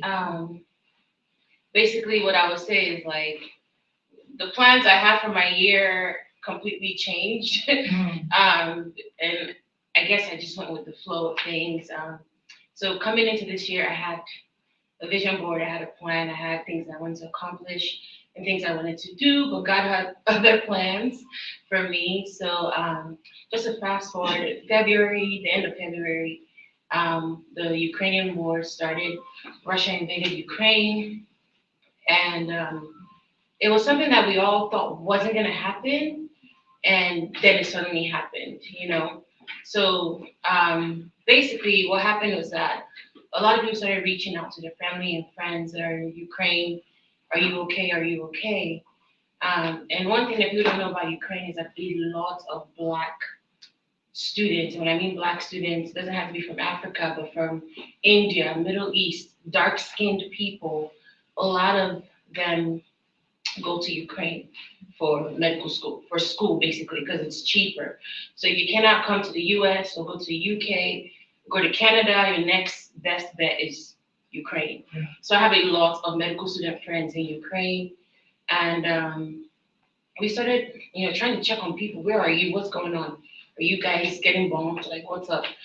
And then we started getting reports of the discrimination of Black people trying to escape the war.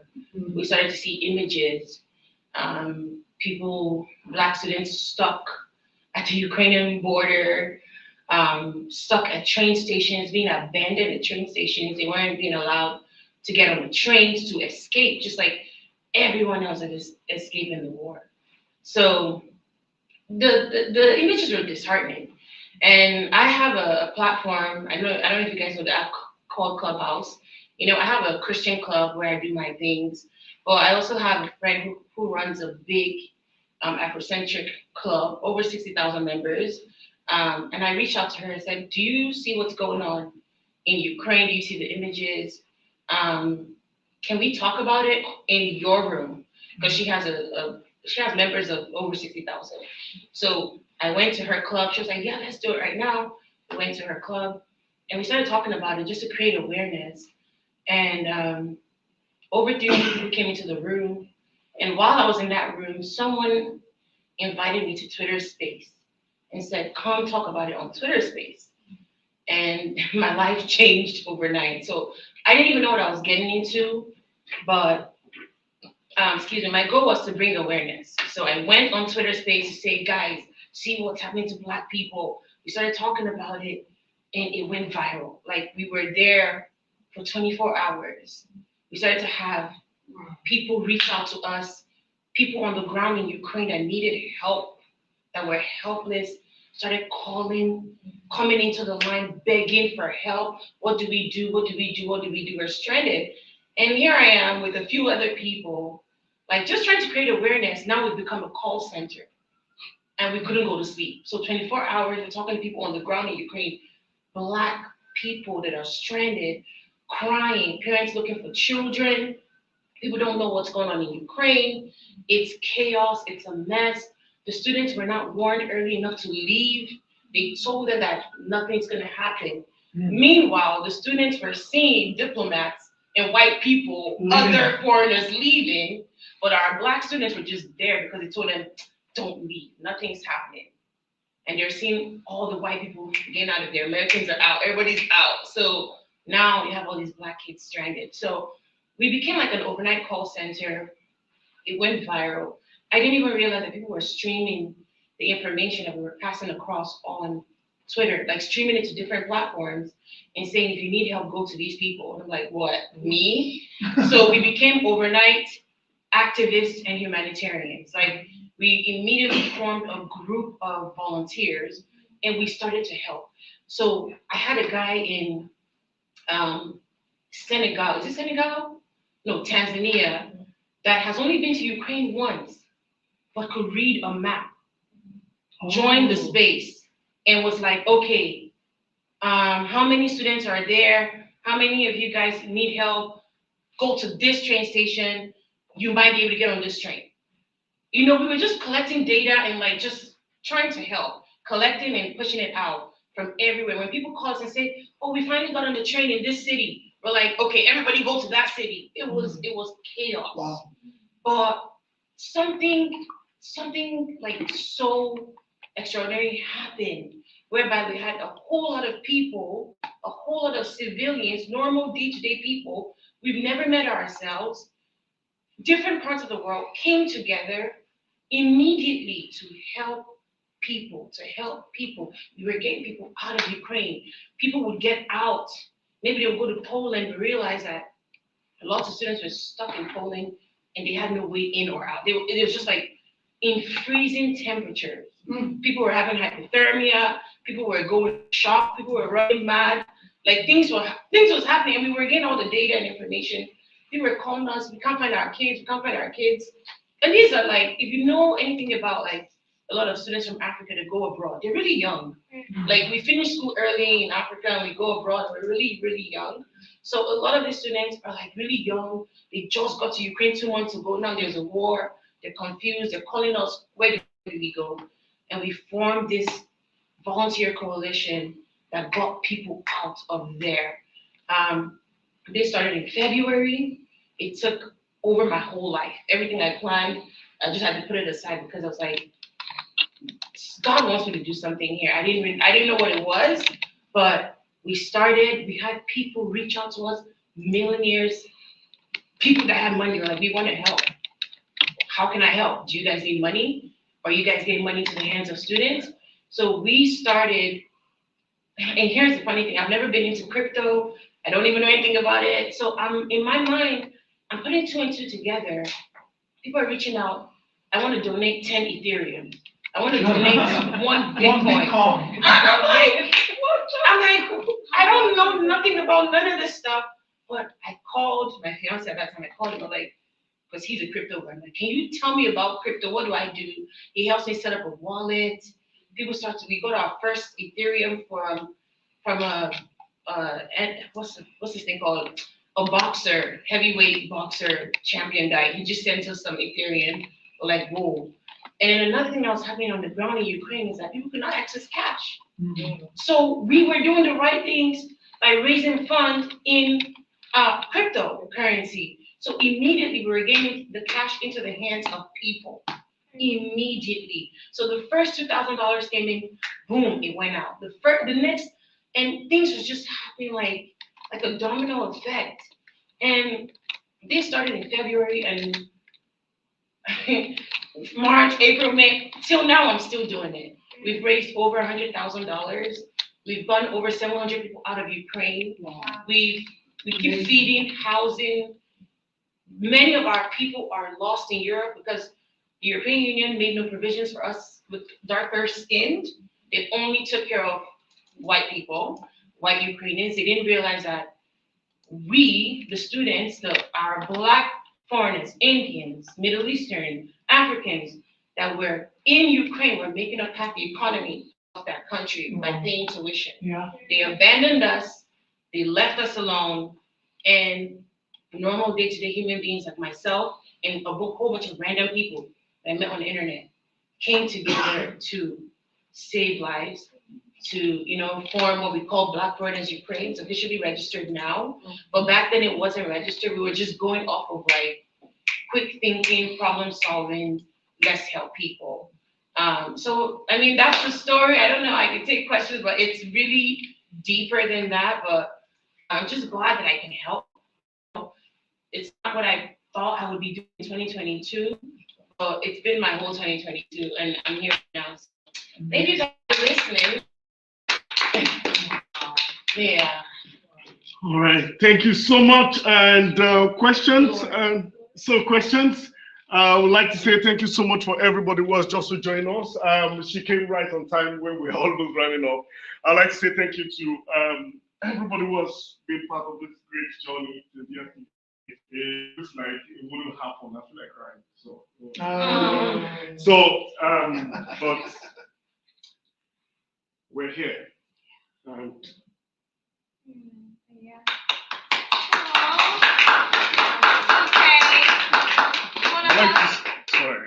I'd like to say thank you to Dr. Babs and everybody who's here. And thank you, Dr. Cynthia, even when it was blurry yesterday. And we kept on going, and then we're here. And thank you, Dr. Babs, again. And thank you, Harry. Thank you for the rest of the team. Like I always say, it's not a matter of the crowd. It's a matter of we touching lives and getting the message out. And we try as much as possible to get the message to the right quarters. And I'd like to say thank you, Pastor Shea, for voluntarily coming out from Jersey with your own personal funds. I'd like to say thank you, Debbie. Anytime we call you, you drop your family and you're here. Thank you so much, everybody. And for Glory, who also came in, even when I told her we're coming in, she still came at the right time. I'd say thank you so much. Thank you, Dr. Cynthia, again. Thank you to our journalists who have also been very patient with us since yesterday. We'd like to say thank you so much for joining us. And for anybody who's also joining us online, we'd like to say thank you. This is how we round up this year's one. But next year, we're going to start planning now. And thank you for all the people. If you want to join the planning team for next year, please try as much as possible to join us for next year planning. And next year, we're going to have it in a very different way. And I would like to say thank you so much for everybody. I'll say again, thank you, thank you, thank you. Pastor Olabi is not yet, is somewhere here. Let me get him. Pastor Olabi. Yeah. So thank you, Pastor Olabi, who flew in all the way from Canada to for this event. And I just said that it was supposed to be, well, he missed his flight yesterday. And now he's here all the way from Texas. He just arrived. So thank you so much for everybody who have made this event a successful one. Dr. Babs, again, thank you so much. Thank you, sir. We won't fail you. We'll still try as much as possible to get your encouragement and support this great cause. Thank you. Thank you so much. The conference has been short, but been very effective and influential, and have made a lot of impact. You may not realize the impact that you've made, but as time goes on, you realize it. Yes. Thank you so much for your dedication. Thank you so much for your wisdom. Thank you so much for your energy and what you've been able to do. We really appreciate you. Yeah, and on final note, we just let me say this. Okay. Everybody here today, you are welcome to the gala tomorrow. If you need special tickets, I will provide them for you. Thank you so much, sir. All right, so tomorrow, so as part of the culture every year, what we wanted to do is a surprise to, and I want to beg the indulgence of Dr. Babs to some of the people who have supported this project. Tomorrow, Dr. Babs, tomorrow maybe you give us like some few minutes. Tomorrow, we want to say thank you to everybody. Dr. Cynthia, we want to say thank you, Dr. Cynthia. It's a pleasure meeting you. We are appreciating them with a token of our support to all these great gladiators who have been part of this program. Pastor Sheyi, Pastor Olabi, and quite a number of them. We are going to be presenting an award to them. So it's getting ready, and tomorrow it's going to be ready finally. So you give us a few minutes. Please, a round of applause for Mr. Dr. Olabi, who came in all the way from Canada. So tomorrow we're going to be presenting an award to some of our great people who have supported us on this program. Dr. Cynthia, thank you so much. Dr. NJ, every midnight at the summer. In fact, you know, she is there to support and support anytime at any midnight or at any time. It's 3, 2, 1, she's still calling. Thank you so much. Let's say this is how we wrap up this year's event. I'd like to say thank you and thank you and thank you and thank you. Thank you. So we'd like to take a group picture together, please. A group picture together, please. For tomorrow's event, we'll try to get here by 6 o'clock. For you? Okay, because we're gonna have from 6 o'clock, we're gonna have the red carpet till 6:30. And then there will be a documentary, there's a film that's made about Mrs. King. That will be revealed tomorrow. So you want us to be here at 6 o'clock tomorrow? We are here ahead of What's time. there? 800. Oh, it's building 800? Yes. And the whole King family will be here, so definitely you are special to us, and we'll make sure we Dr. NG, you come and support us tomorrow. We're going to be here as early as possible. Yeah, we'll be here doing all the things. So you're gonna be here in the morning? But not everybody. Not everybody. No, you can rest at home. Okay. Well, the event starts at 6. Okay. I love you. No, we'll send it to you. I want to send it to you.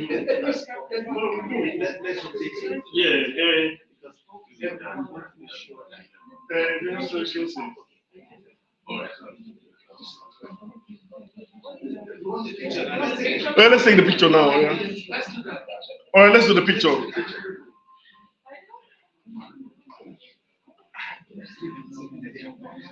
Yeah, okay, we'll do the picture. Oh, yeah, can we do the picture, please? Can we all do the picture? Mama. Yeah, I'm a shit on so we're good. All right, can we stay here or we can here? Let's do here. Right here? Yeah, we can do here. Yeah, let's do here. Some people can sit down, some people can stand on the back behind. Yeah, let's do this. Oh, yes. You're supposed to be sitting down. I know, right? The men are standing.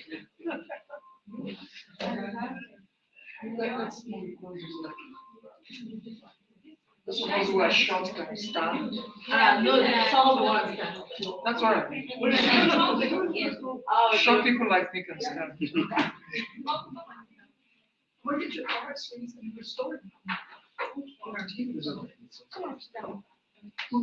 Okay. Sit.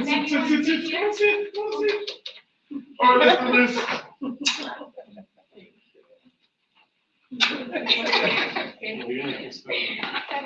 Well, let's do this. I love my sister.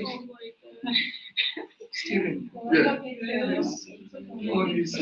Well, let's do this. You don't like it? It's not good. Yeah, we didn't hear Tony. He's entering your face. Yeah. Oh, yes. They don't look like aliens. Or you can just.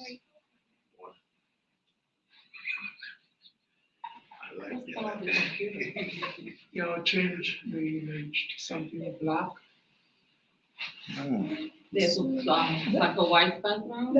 Or we move to the middle. Yeah. It's the same thing. Or it's So, the same thing. Maybe it's this. Is it this one? Light is still. why don't Why don't we go outside? Maybe that's wrong. That background. Or we move to the middle. This is. Yes. So, yeah, that's it. We got it. Yeah. That's all. Okay, Yeah. okay, we're good. So this is not working. All right, let's do this. Oh, yeah. Please come. You want to sit in our lap?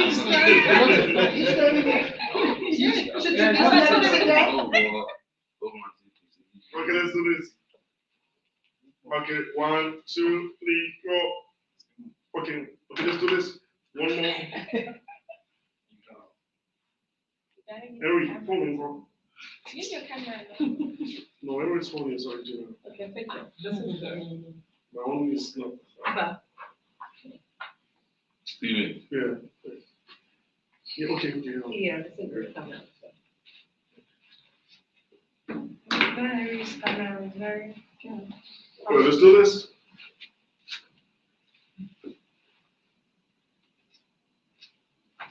Okay.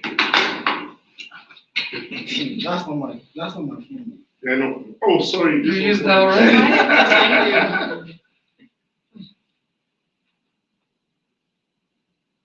Okay. That's fine. This phone is. Okay, yeah, thank you. Okay, the last one, sorry. Sorry. Pink up. Okay. Oh, Well, let's do this. I know. So people's face are not Okay. Everybody's face was showing before. Yeah. Yeah. My head. Oh, okay. Dr. Babs, you can go. Okay. Thank you, sir. Nice to meet you. All right. Pick your phone.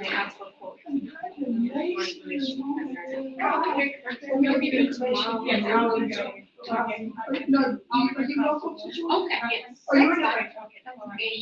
Oh, wonderful, but I can easily come on board to a story. Yeah. And, that'd be awesome. Get your phone. Okay. Did you get that, did you get through the sale? No. Or not? Okay, well. See, you called him in while he was waiting on his call. Oh, I guess some marks. Send me the issue that.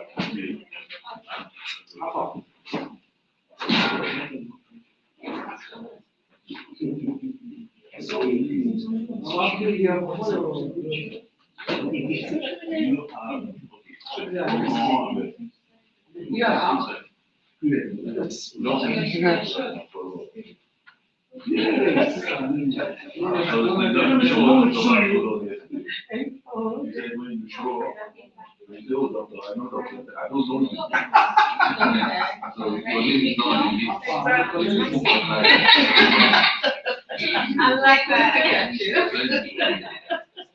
Just forward everything. No, Just forward, please. Maybe camera and not start. Share.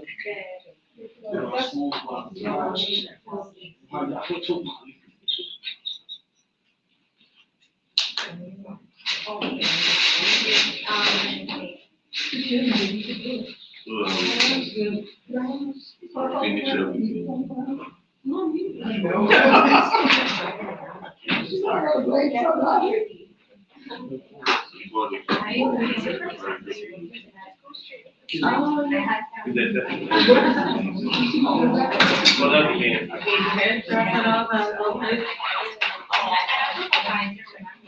Alpha. Get the bucket, right? Yeah, I'm trying to make sure I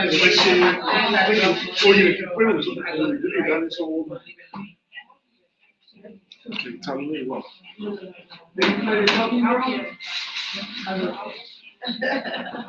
See you, Karen.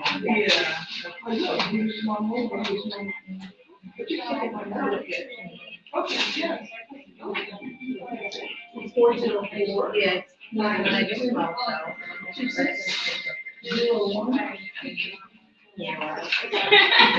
Oh, Debbie. She's your friend's godmother.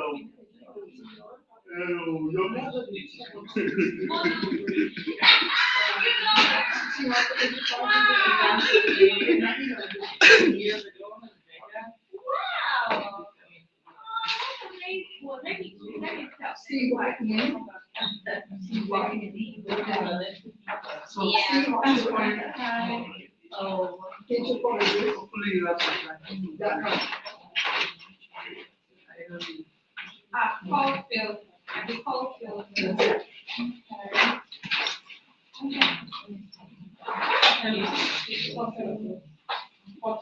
You guys love it.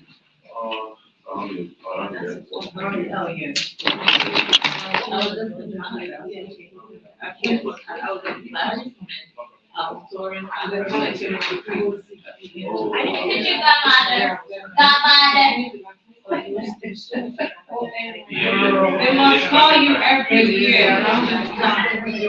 Right? They must call you.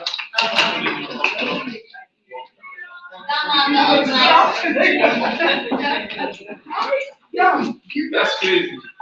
Where's your? Yeah, you see people when close check closing time, you see people ask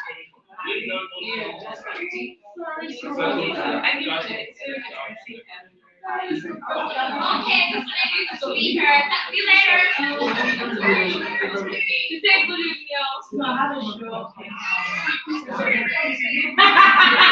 you sit down.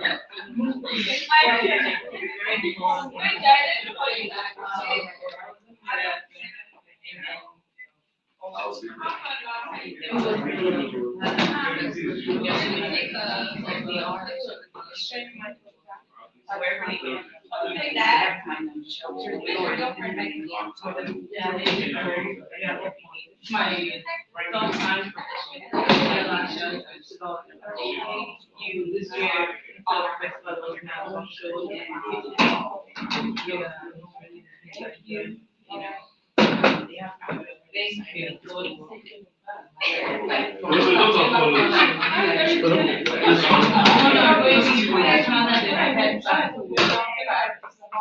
Oh, really?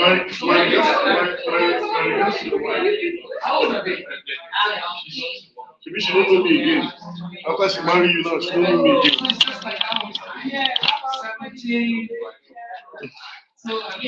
God punish you.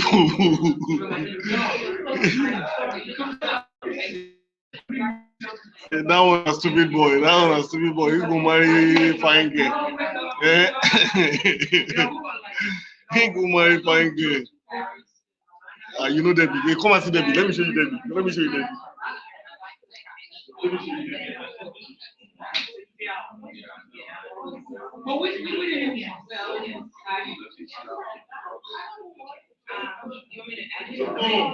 And then she happened to be a little girl, doesn't ask me. So it's like, I don't know what else I don't know. Thank you. She's gonna feel for you more than the boys.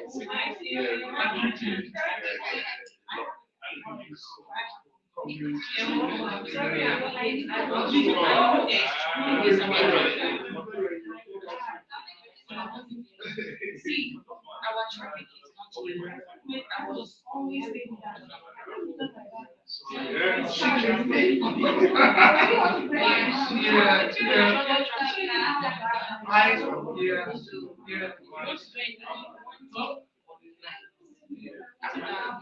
So the prayer of my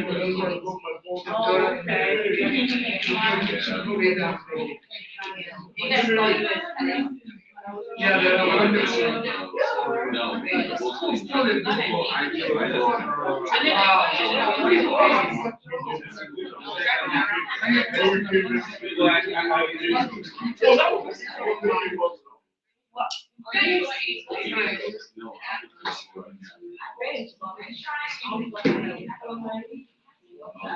This Facebook Live. So it's 3 in 1. So this is your button for the sound effects. This is your mixer. So this line is for Bluetooth. This line is for your phone connection. These are the 4 microphones.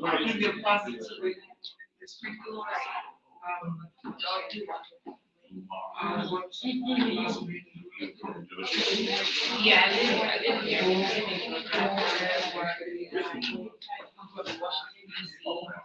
I'm not gonna put you to